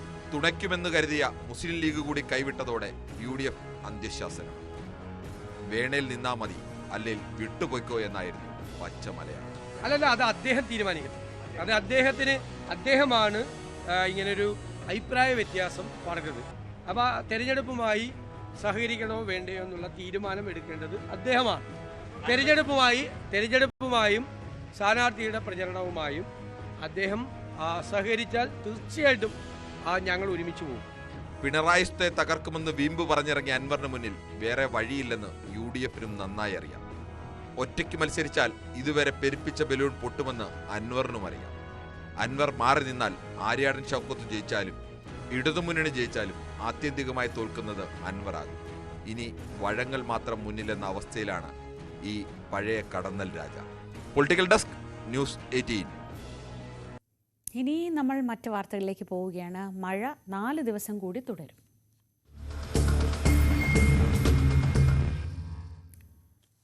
മഴ ശക്തമായതോടെ സംസ്ഥാനം അതീവ ജാഗ്രതയിലാണ്. ഇന്ന് കോഴിക്കോട്, വയനാട് ജില്ലകളിലാണ് റെഡ് അലർട്ട് ഉള്ളത്. തിരുവനന്തപുരം, കൊല്ലം, ആലപ്പുഴ ഒഴികെ മറ്റ് 9 ജില്ലകളിൽ ഓറഞ്ച് അലർട്ടും പ്രഖ്യാപിച്ചിട്ടുണ്ട്. അടുത്ത 4 ദിവസത്തേക്ക് സംസ്ഥാനത്ത് ശക്തമായ മഴ തുടരുമെന്നാണ് കേന്ദ്ര കാലാവസ്ഥാ നിരീക്ഷണ കേന്ദ്രത്തിന്റെ മുന്നറിയിപ്പ്. കോഴിക്കോട്, വയനാട്, ഇടുക്കി ജില്ലകളിലെ വിദ്യാഭ്യാസ സ്ഥാപനങ്ങൾക്ക് ഇന്ന് അവധിയാണ്. കാസർഗോഡ് ജില്ലയിലെ 2ാം റീച്ചിൽ വീണ്ടും ഒരു ഗർത്തം രൂപപ്പെട്ടത് ആശങ്കയ്ക്കിടയാക്കിയിട്ടുണ്ട്. ചട്ടഞ്ചാൽ ചെർക്കള ദേശീയപാതയിൽ ബേവിഞ്ച കാനത്തുംകുണ്ടിലാണ് കഴിഞ്ഞ ദിവസം വലിയ ഗർത്തം രൂപപ്പെട്ടത്. വിവരങ്ങളുമായി ഹൈഷത്തുൽ ഷംനയും ശ്രീജിത്തും KV ബൈജുവും ചേരും. ഇനി വരുന്ന 4 ദിവസത്തേക്കാണ് ഇപ്പോൾ മഴ മുന്നറിയിപ്പുള്ളത്. ശക്തമായ മഴ തുടരുമെന്ന് തന്നെയാണ് അറിയിപ്പ്. ഇന്ന് 2 ജില്ലകളിലാണ് റെഡ് അലർട്ടുള്ളത്. അത് കോഴിക്കോട്, വയനാട് ജില്ലകളിലാണ്. മറ്റിടങ്ങളിൽ, അതായത് വടക്കൻ ജില്ലകളിലാണ് പ്രത്യേകം ശ്രദ്ധിക്കേണ്ടത്. തിരുവനന്തപുരം, കൊല്ലം, ആലപ്പുഴ ഒഴികെ മറ്റ് 9 ജില്ലകളിലാണ് ഇപ്പോൾ ഓറഞ്ച് അലർട്ട് പ്രഖ്യാപിച്ചിട്ടുള്ളത്. ഐഷത്തുൽ ഷംന വിവരങ്ങളുമായി. ഷംന, 4 ദിവസം കൂടി ശക്തമായ മഴ മുന്നറിയിപ്പാണുള്ളത്. ഇപ്പോൾ തെക്കൻ ജില്ലകളിലേക്ക് വന്നാൽ ഒരല്പം ആശ്വാസം ഉണ്ടെന്ന് തോന്നുന്നു. ഇന്നിപ്പോൾ അലേർട്ടിൻ്റെ കാര്യത്തിലൊക്കെ ഒരു ആശ്വാസമുണ്ട്. വടക്കൻ ജില്ലകളിൽ വലിയ മഴ തന്നെയാണോ പ്രതീക്ഷിക്കുന്നത്? തീർച്ചയായും ശ്രീജ, വരും ദിവസങ്ങളിലും ശക്തമായ മഴയായിരിക്കും ഉണ്ടാവുക. വടക്കൻ കേരളത്തിൽ പ്രത്യേകിച്ച് റെഡ് അലേർട്ട് തന്നെയാണ് പ്രഖ്യാപിച്ചിട്ടുള്ളത്. ഇന്ന് 2 ജില്ലകൾക്ക് മാത്രമാണ്, അതായത് ഇന്ന് കോഴിക്കോട് വയനാട് ജില്ലകൾക്ക് മാത്രമാണ് റെഡ് അലേർട്ട് ഉള്ളത്. പക്ഷെ അത് നാളെയോടുകൂടി അത് കൂടുതൽ ജില്ലകളിലേക്ക് വ്യാപിക്കുകയാണ്. നാളെ 4 ജില്ലകൾക്കാണ് റെഡ് അലേർട്ട് പ്രഖ്യാപിച്ചിട്ടുള്ളത്. പത്തനംതിട്ട ജില്ലയ്ക്കുണ്ട്, ഇടുക്കി ജില്ലയ്ക്കുണ്ട്, ഒപ്പം കണ്ണൂർ കാസർഗോഡ് ജില്ലയ്ക്കും നാളെ റെഡ് അലേർട്ടാണ്. മറ്റന്നാളോടുകൂടി വീണ്ടും മധ്യ കേരളത്തിൽ ഉൾപ്പെടെ മഴ ശക്തമാകുമെന്നതാണ് മുന്നറിയിപ്പ്. എന്തായാലും കഴിഞ്ഞ ദിവസം നമ്മൾ പറഞ്ഞിരുന്നു ബംഗാൾ ഉൾക്കടലിൽ ഒരു പുതിയ ന്യൂനമർദ്ദം രൂപപ്പെട്ടിട്ടുണ്ടെന്ന്. അതിന്റെ ഫലമായാണ് ഇപ്പോൾ മഴ അടുത്ത ദിവസങ്ങളിലായി ശക്തമാകുന്നത്. പ്രത്യേകിച്ച് മെയ് 29, 30 തീയതികളിൽ അതിശക്തമായ മഴയാണ് പ്രവചിക്കപ്പെടുന്നത്. സംസ്ഥാനത്തൊട്ടാകെ മുഴുവൻ ജില്ലകളിലും അതിശക്തമായ മഴയുണ്ടാകുമെന്നാണ് പ്രവചനം. മെയ് 30-ന് മുഴുവൻ ജില്ലകൾക്കും റെഡ്, ഓറഞ്ച് അലേർട്ടുകളാണ് പ്രഖ്യാപിച്ചിട്ടുള്ളത്. അതായത് യെല്ലോ അലേർട്ടുകൾ പോലുമില്ല. അതിതീവ്ര മഴയായിരിക്കുമെന്ന് തന്നെയാണ് മുന്നറിയിപ്പ്. പ്രത്യേകിച്ച് മെയ് 30-ാം തീയതി അതീവ ജാഗ്രത പുലർത്തണമെന്ന് നിർദ്ദേശമുണ്ട്. എന്തായാലും സംസ്ഥാനത്ത് ഒട്ടാകെ മഴ വ്യാപിക്കുകയാണ്. നമ്മൾ നേരത്തെയൊക്കെ പറഞ്ഞിരുന്നു ഇത്തവണത്തെ മൺസൂണിന് നിരവധി പ്രത്യേകതകളുണ്ട്, വളരെ ശക്തമായ മഴയാണ് എന്നൊക്കെ പറഞ്ഞിരുന്നു. ഇപ്പോൾ ഇന്നലെ കാലാവസ്ഥാ വകുപ്പ് പുറപ്പെടുവിച്ച മുന്നറിയിപ്പ് പ്രകാരം കഴിഞ്ഞ വർഷങ്ങളെ അപേക്ഷിച്ച് കൂടുതൽ മഴയാണ് ഇത്തവണ പ്രതീക്ഷിക്കുന്നത്. ആദ്യകാലങ്ങളിലൊക്കെ മൺസൂൺ എത്തുമ്പോൾ ആദ്യത്തെ ഒരാഴ്ച, അതായത് ജൂണിൽ മൺസൂൺ എത്തിയാൽ ആദ്യത്തെ ഒരാഴ്ച ഒരു ശരാശരി മഴയാണ് ലഭിക്കുന്നത്, അല്ലെങ്കിൽ താരതമ്യേന മഴ കുറവ് മാത്രമാണ് ആദ്യത്തെ ഒരാഴ്ച ലഭിക്കാറ്. എന്നാൽ ഇത്തവണ അങ്ങനെയല്ല. മൺസൂൺ എത്തി ആദ്യ ദിവസം മുതൽ തന്നെ കനത്ത മഴയാണ്, അതിശക്തമായ മഴയാണ് സംസ്ഥാനത്തൊട്ടാകെ അനുഭവപ്പെടുന്നത്. അതിന്റെ ഫലമായി തന്നെ വളരെ കൂടുതൽ, പതിവിലും കൂടുതൽ മഴയാണ് ഇത്തവണ ലഭിക്കുക. അത് ഇനിയും അങ്ങനെ തന്നെ തുടരുമെന്നതാണ് മുന്നറിയിപ്പുള്ളത്. സെപ്റ്റംബർ വരെ ഇത്തവണ കൂടുതൽ മഴ ലഭിക്കുമെന്നതാണ് കണക്ക്. ഒപ്പം തന്നെ സാധാരണ പ്രതീക്ഷിച്ചിരുന്നത് ശരാശരിയുടെ 105% മഴയായിരുന്നു. എന്നാൽ അതിനേക്കാൾ കൂടുതൽ 108% വരെ മഴ ഉണ്ടാകുമെന്നാണ് ഇപ്പോൾ പ്രവചനം വന്നിരിക്കുന്നത്. എന്തായാലും സംസ്ഥാനത്തുടനീളം മഴ ശക്തമാകുന്നു. ഒപ്പം തന്നെ ഈ വടക്കൻ കേരളത്തിലെ കാര്യം എടുത്തു പറയേണ്ടതാണ്. കാരണം ഇത്തവണ മൺസൂൺ ആദ്യം എത്തുന്നത് വടക്കൻ കേരളത്തിലേക്കാണ്, പിന്നീടാണ് അത് സംസ്ഥാനമൊട്ടാകെ വ്യാപിക്കുന്നത്. അതിന്റെ ഫലമായി തന്നെ വടക്കൻ കേരളത്തിൽ അതിശക്തമായ മഴയായിരിക്കും. കഴിഞ്ഞ ദിവസങ്ങളിലായൊക്കെ വടക്കൻ കേരളത്തിൽ റെഡ് അലേർട്ടുകളായിരുന്നു. ഇനിയും അത് അങ്ങനെ തന്നെ തുടരും. മാത്രവുമല്ല, സംസ്ഥാനത്തൊട്ടാകെയുള്ള മഴക്കെടുതിയുടെ ഒരു കണക്കെടുത്താൽ ഇന്നലെ വരെയുള്ള കണക്ക് പ്രകാരം, ഏപ്രിൽ മുതൽ ഇന്നലെ വരെയുള്ള ഒരു കണക്ക് പ്രകാരം ഏറ്റവും കൂടുതൽ നാശനഷ്ടങ്ങൾ, മരണം സംഭവിച്ചത് കോഴിക്കോട് ജില്ലയിലാണ്. കോഴിക്കോട് ജില്ലയിൽ ഇതുവരെ മഴക്കെടുതിയിൽ 4 ആളുകളാണ് മരിച്ചത്. ഒപ്പം തന്നെ മറ്റു ജില്ലകളിലായി 22ഓളം പേരാണ് ഇതുവരെ സംസ്ഥാനത്ത് മഴക്കെടുതിയിൽ മരിച്ചത്. ഒപ്പം തന്നെ നിരവധി വീടുകൾക്ക് പൂർണ്ണമായും നാശനഷ്ടം സംഭവിച്ചിട്ടുണ്ട്. നിരവധി വീടുകൾ ഭാഗികമായി തകർന്നിട്ടുണ്ട്. റോഡ് ഗതാഗതം,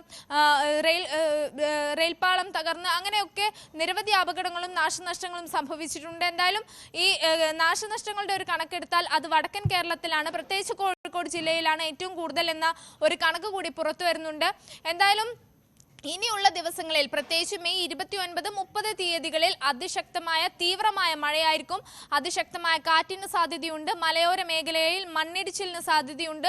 ഒപ്പം താഴ്ന്ന പ്രദേശങ്ങളിൽ വെള്ളക്കെട്ടിന് സാധ്യതയുണ്ട്. അതിശക്തമായ കാറ്റിനും മിന്നലിനും സാധ്യതയുണ്ട്. കള്ളക്കടൽ പ്രതിഭാസത്തിന് സാധ്യതയുണ്ട് എന്നൊക്കെ മുന്നറിയിപ്പുകളുണ്ട്. ഒപ്പം തന്നെ ഈ ന്യൂനമർദ്ദം, ബംഗാൾ ഉൾക്കടലിൽ രൂപം കൊണ്ട ന്യൂനമർദ്ദം, അതിന്റെ ഫലമായി കൂടിയാണ് ഇത്തവണ കൂടുതൽ മഴ ലഭിക്കുന്നത്. ഒപ്പം അറബിക്കടലിൽ രൂപം കൊണ്ട ന്യൂനമർദ്ദം അതിപ്പോൾ തീവ്ര ന്യൂനമർദ്ദമായി തന്നെ നിലനിൽക്കുന്നുണ്ട്. ഇങ്ങനെയൊക്കെയുള്ള ഒരുപാട് കാരണങ്ങൾ ഇത്തവണത്തെ മൺസൂണിനെ സ്വാധീനിക്കുന്നുണ്ട്, കൂടുതൽ മഴ ലഭിക്കാൻ കാരണമാകുന്നുണ്ട്. ഈ ഒരു പശ്ചാത്തലത്തിൽ തന്നെ അതീവ ജാഗ്രത, കഴിഞ്ഞ വർഷങ്ങളെ അപേക്ഷിച്ച് കുറച്ച് കൂടുതൽ ജാഗ്രത പുലർത്തണമെന്നുകൂടി നിർദ്ദേശമുണ്ട്. എന്തായാലും വരും ദിവസങ്ങളിൽ മഴ ശക്തമാകുമെന്നത് തന്നെയാണ് മുന്നറിയിപ്പ്. വടക്കൻ കേരളത്തിലുള്ളവർ പ്രത്യേകിച്ച് ജാഗ്രത പാലിക്കണം എന്നുകൂടി ഒരു നിർദ്ദേശം വരുന്നുണ്ട്. അതേസമയം വിദ്യാഭ്യാസ സ്ഥാപനങ്ങൾക്കും ഈ റെഡ് അലേർട്ടുകൾ കൂടി പ്രഖ്യാപിച്ച ഒരു സാഹചര്യത്തിൽ വിദ്യാഭ്യാസ സ്ഥാപനങ്ങൾക്ക് അവധി പ്രഖ്യാപിക്കുന്നുണ്ട്. നമുക്കറിയാം അടുത്ത ദിവസങ്ങളിലായി തന്നെ സ്കൂളുകൾ തുറക്കാനിരിക്കുകയാണ്.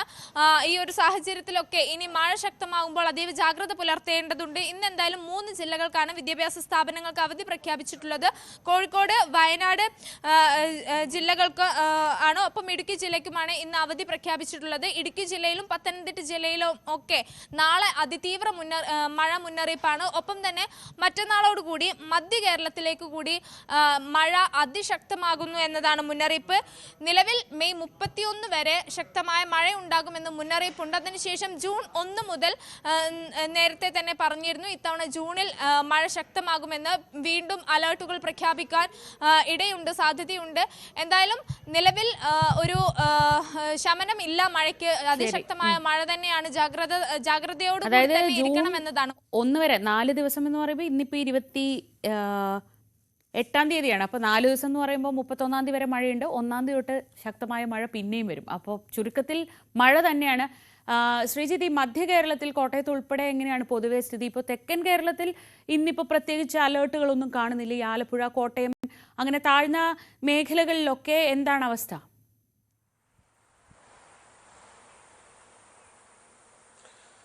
താഴ്ന്ന മേഖലകളിൽ ദുരിതം ആണ് ശ്രീജ.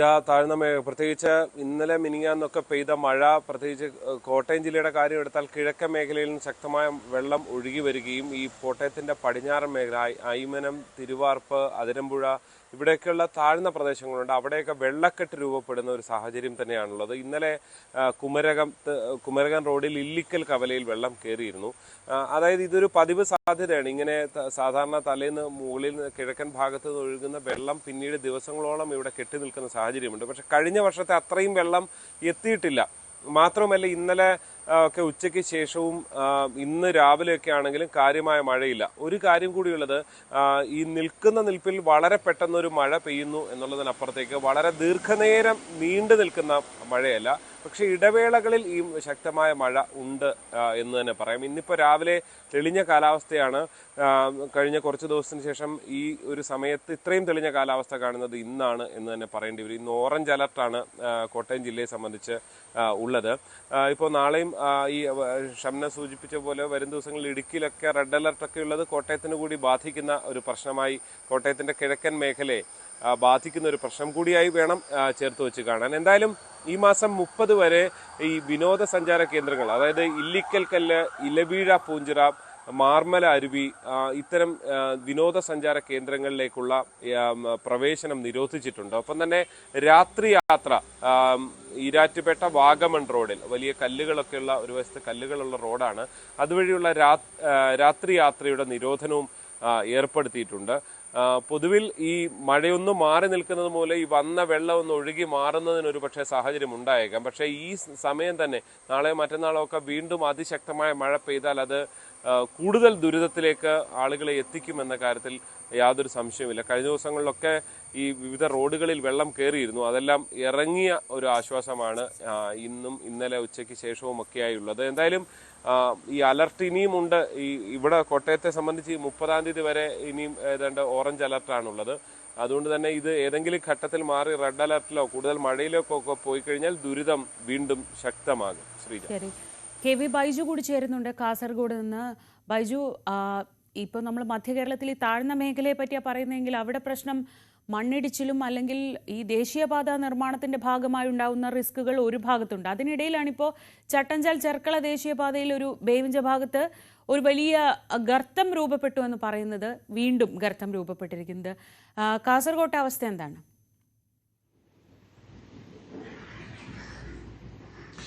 ശ്രീജ, എന്തായാലും 10 ദിവസങ്ങളിൽ തുടർച്ചയായി പെയ്യുന്ന മഴയിൽ ഈ റോഡ് തന്നെയാണ് ഏറ്റവും വലിയ പ്രതിസന്ധിയായിരിക്കുന്നത് വടക്കൻ കേരളത്തെ സംബന്ധിച്ചിടത്തോളം. നമുക്കറിയാം, മുംബൈ അതുപോലെ തന്നെ കന്യാകുമാരി പ്രധാന പാതയിലാണ് ചട്ടഞ്ചാൽ ചെർക്കള ബേവിഞ്ചയിൽ, ചട്ടഞ്ചാലും ചെർക്കളയ്ക്കിടയിൽ ബേവിഞ്ചയിൽ ഇത്തരത്തിൽ വലിയ ഗർത്തം രൂപപ്പെട്ടത്.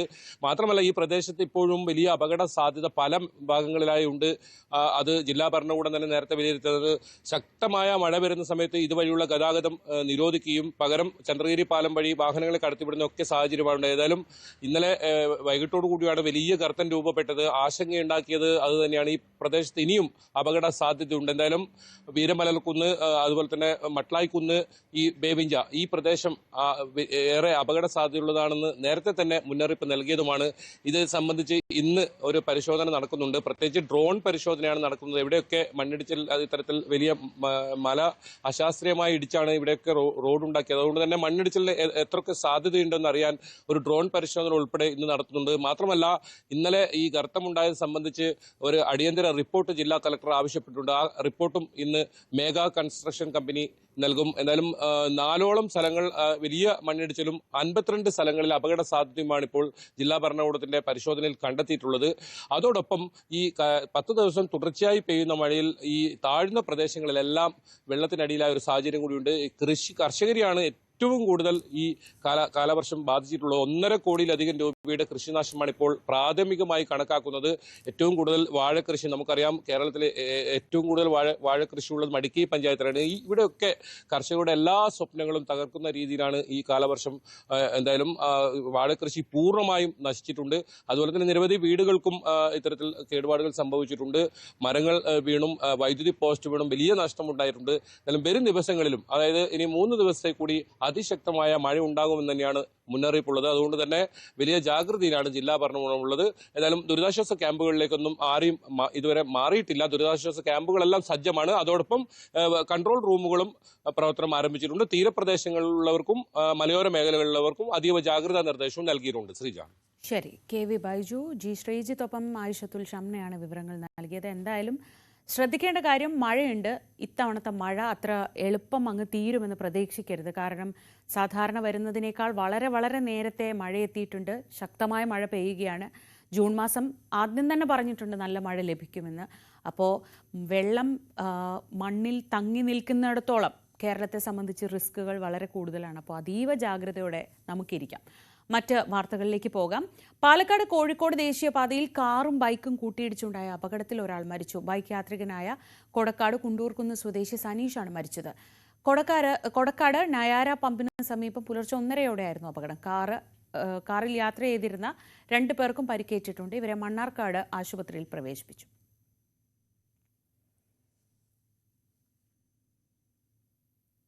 മറ്റു വാർത്തകളിലേക്ക് പോകും മുമ്പ് നമുക്കൊരു ചെറിയ ഇടവേള എടുക്കാം. വളരെ പെട്ടെന്ന് തിരിച്ചു വരാം.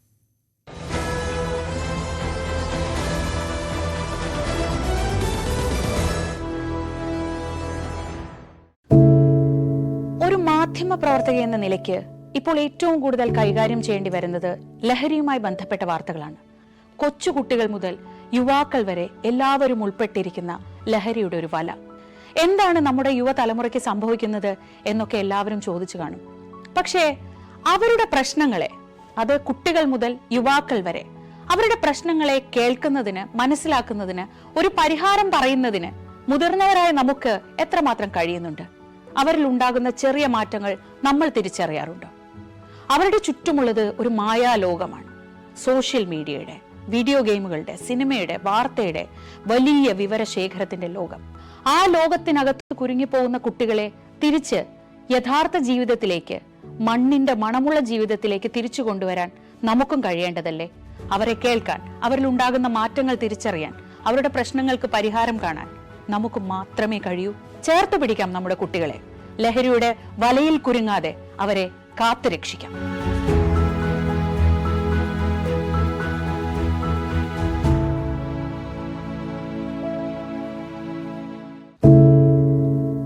എന്തുപറ്റി നമ്മുടെ നാടിന് എന്ന് ചോദിച്ചു പോകുന്ന കാര്യങ്ങളാണ് ഇപ്പോൾ സംഭവിക്കുന്നത്. എന്തൊക്കെയാണ് നമ്മുടെ യുവതലമുറ തെരുവുകളിൽ കാട്ടിക്കൂട്ടുന്നത്? കൊല്ലാൻ പോലും മടികാട്ടാത്ത ഇവർ സ്വബോധത്താൽ ഇങ്ങനെയൊന്നും ചെയ്യില്ല. നാടിന്റെ അഭിമാനമായി വളരേണ്ട യുവത്വത്തെ ഇങ്ങനെ പോകാൻ അനുവദിച്ചുകൂടാ. നമ്മൾ ഓരോരുത്തരും മാതാപിതാക്കൾ കൂടിയാണ്. നേർവഴിക്ക് നടത്താൻ, തെറ്റുകൾ പറഞ്ഞു മനസ്സിലാക്കാൻ നമുക്ക് കഴിയണം. ഇപ്പോഴത്തെ അക്രമ സംഭവങ്ങളിൽ 99% ലഹരിയുടെ, പ്രത്യേകിച്ച് ഗുരുതരമായ ആരോഗ്യ പ്രശ്നങ്ങളിലേക്ക് കൊണ്ടുവന്നെത്തിക്കുന്ന ഡ്രഗ്സിന്റെ ഉപയോഗമുണ്ടെന്ന് മനസ്സിലാക്കിയിട്ടുണ്ട്. ഇത് നിസ്സാരമല്ല. കണ്ടില്ലെന്ന് നടിക്കാൻ ആർക്കുമാവില്ല. ജീവിതം ഒട്ടേറെ ബാക്കിയുണ്ടെന്ന് യുവതലമുറ മനസ്സിലാക്കണം. സ്നേഹിക്കാൻ, സർഗാത്മകത, ലഹരിയുടെ സഹായമില്ലാതെ വളർത്താൻ അവർക്ക് കഴിയണം. നിയമത്തിന്റെ ശക്തി അവരെ ബോധ്യപ്പെടുത്തണം. Say no to drugs, a big yes to life.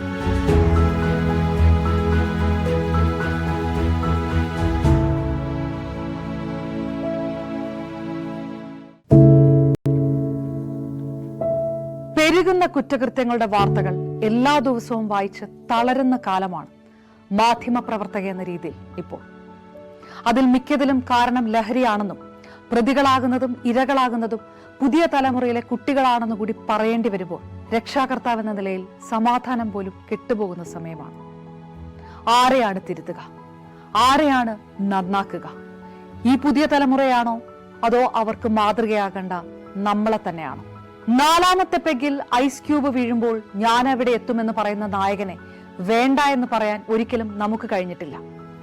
എല്ലാ പ്രതിസന്ധികളിൽ നിന്നും എഴുന്നേറ്റ് വരാൻ ലഹരി ഒപ്പം വേണമെന്നും വിഷമത്തിലും സന്തോഷത്തിലുമെല്ലാം ലഹരി കൂടെ ഉണ്ടാകണം എന്ന് പറഞ്ഞ തലമുറയാണ് നമ്മുടേത്. ലഹരിക്ക് കുടുംബ സദസ്സുകളിൽ ഉണ്ടായിരുന്ന ടാബു പോലും തുടച്ചു കളഞ്ഞ തലമുറയാണ് നമ്മുടേത്. അച്ഛനും അമ്മയും കുട്ടികളുടെ മുന്നിലിരുന്ന് മദ്യപിക്കുന്ന കാലത്ത് ഇതിലും വലിയ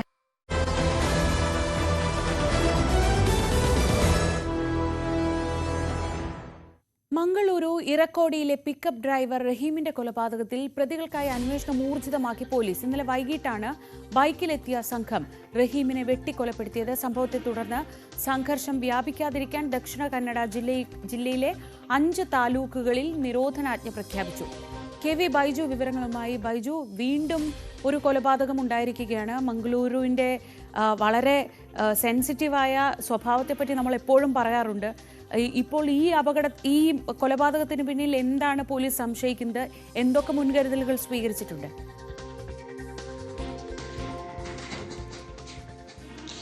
ശ്രീജ, ഏറെ ആശങ്കയുണ്ടാക്കുന്ന വാർത്ത തന്നെയാണ് മംഗളൂരുവിൽ നിന്നും വരുന്നത്. എന്തായാലും പകരത്തിന് പകരം എന്ന നിലയിൽ കൊലപാതകങ്ങൾ 3ാമത്തെ കൊലപാതകമാണ് കഴിഞ്ഞ 2 മാസത്തിനിടെ.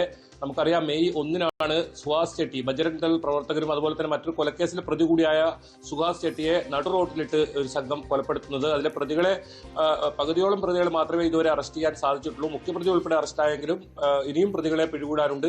അതിനിടയിലാണ് ഇന്നലെ വൈകിട്ടോടുകൂടി ഇത്തരത്തിൽ റഹീമിനെ, പിക്കപ്പ് ഡ്രൈവറായ റഹീമിനെ വെട്ടിക്കൊലപ്പെടുത്തുന്ന ഒരു സാഹചര്യം ഉണ്ടായത്. എന്തായാലും മംഗളൂരുവും പരിസര പ്രദേശങ്ങളിലും സംഘർഷാവസ്ഥ നിലനിൽക്കുന്നു എന്ന് തന്നെ പറയേണ്ടി വരും. അതുകൊണ്ട് തന്നെ പോലീസ് അതീവ ജാഗ്രതയിലാണ്. ഈ ബണ്ട്വാൾ മേഖലകളിലാണ്, മംഗളൂരുവിൽ നിന്നും 10 കിലോമീറ്ററോളം മാറിയുള്ള ബണ്ട്വാൾ മേഖലകളിലാണ് ഇത്തരത്തിൽ സംഘർഷം കൂടുതലായും ഉള്ളത്. എന്തായാലും 5 താലൂക്കുകളിൽ നിരോധനാജ്ഞ പ്രഖ്യാപിച്ചിട്ടുണ്ട്. സംഘർഷ സാധ്യത മുൻനിർത്തിയാണ് ഇത്തരത്തിൽ ഇന്നലെ വൈകിട്ട് തന്നെ നിരോധനാജ്ഞ പ്രഖ്യാപിച്ചത്. ഒരാഴ്ചത്തേക്കാണ് നിരോധനാജ്ഞ ഉള്ളത്. പ്രകടനമോ മറ്റ് പൊതുയോഗമോ ഒന്നും പ്രതിഷേധങ്ങളോ ഒന്നും നടത്താൻ ഇവിടെ അനുവദിക്കുന്നില്ല. ഏതായാലും ഇതുവരെ ഈ റഹീമിന്റെ കൊലപാതകവുമായി ബന്ധപ്പെട്ട് ആരെയും തന്നെ പിടികൂടാൻ കഴിഞ്ഞിട്ടില്ല. CCTV ദൃശ്യങ്ങൾ പോലീസിന് ലഭിച്ചിട്ടുണ്ട്. പ്രതികളെ തിരിച്ചറിഞ്ഞിട്ടുണ്ട്. ഇവരെ കണ്ടെത്താനായുള്ള അന്വേഷണവും ഊർജിതമാക്കിയിട്ടുണ്ടെന്നാണ് പോലീസ് വ്യക്തമാക്കുന്നത്. ഇന്ന് ADGP മംഗളൂരിൽ എത്തുന്നുണ്ട്. സുഹാസ് ചെട്ടിയുടെ കൊലപാതകവുമായി ബന്ധപ്പെട്ട് നിരവധി ഇടങ്ങളിലാണ് അന്ന് അക്രമം ഉണ്ടായത്. ഹർത്താൽ ആഹ്വാനം ചെയ്യുന്ന സാഹചര്യം കൂടി ഉണ്ടായിരുന്നു. ബസ്സുകൾക്ക് നേരെ കല്ലേറുണ്ടായിരുന്നു.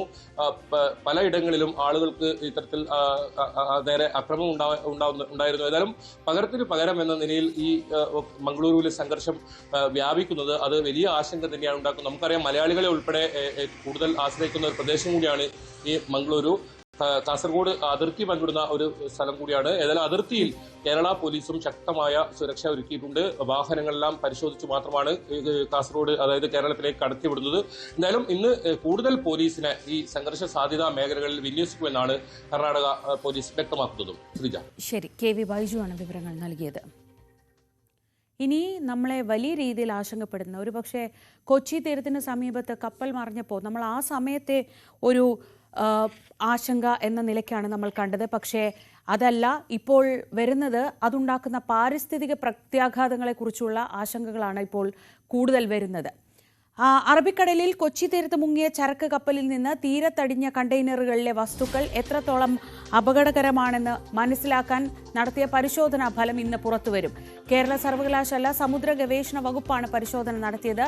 തിരുവനന്തപുരം, കൊല്ലം, ആലപ്പുഴ ജില്ലകളുടെ തീരങ്ങളിലാണ് കഴിഞ്ഞ ദിവസം കണ്ടെയ്നറുകൾ അടിഞ്ഞത്. അതേസമയം കപ്പലിൽ നിന്നുള്ള എണ്ണ ചോർച്ച അടക്കമുള്ള കാര്യങ്ങൾ ദൂരവ്യാപക പ്രത്യാഘാതങ്ങൾ ഉണ്ടാക്കുമെന്നാണ് വിദഗ്ധർ വിലയിരുത്തുന്നത്. കപ്പലിൽ നിന്ന് ചോർന്ന എണ്ണ കപ്പലിന്റെ അടിത്തട്ടിലെത്തുന്നതോടെ സമുദ്ര ആവാസ വ്യവസ്ഥയെ ഗുരുതരമായി ബാധിക്കുമെന്ന് കേരള സർവകലാശാല അക്വാട്ടിക് വിഭാഗം മേധാവി A. ബിജുകുമാർ ന്യൂസ് 18നോട് പറഞ്ഞു.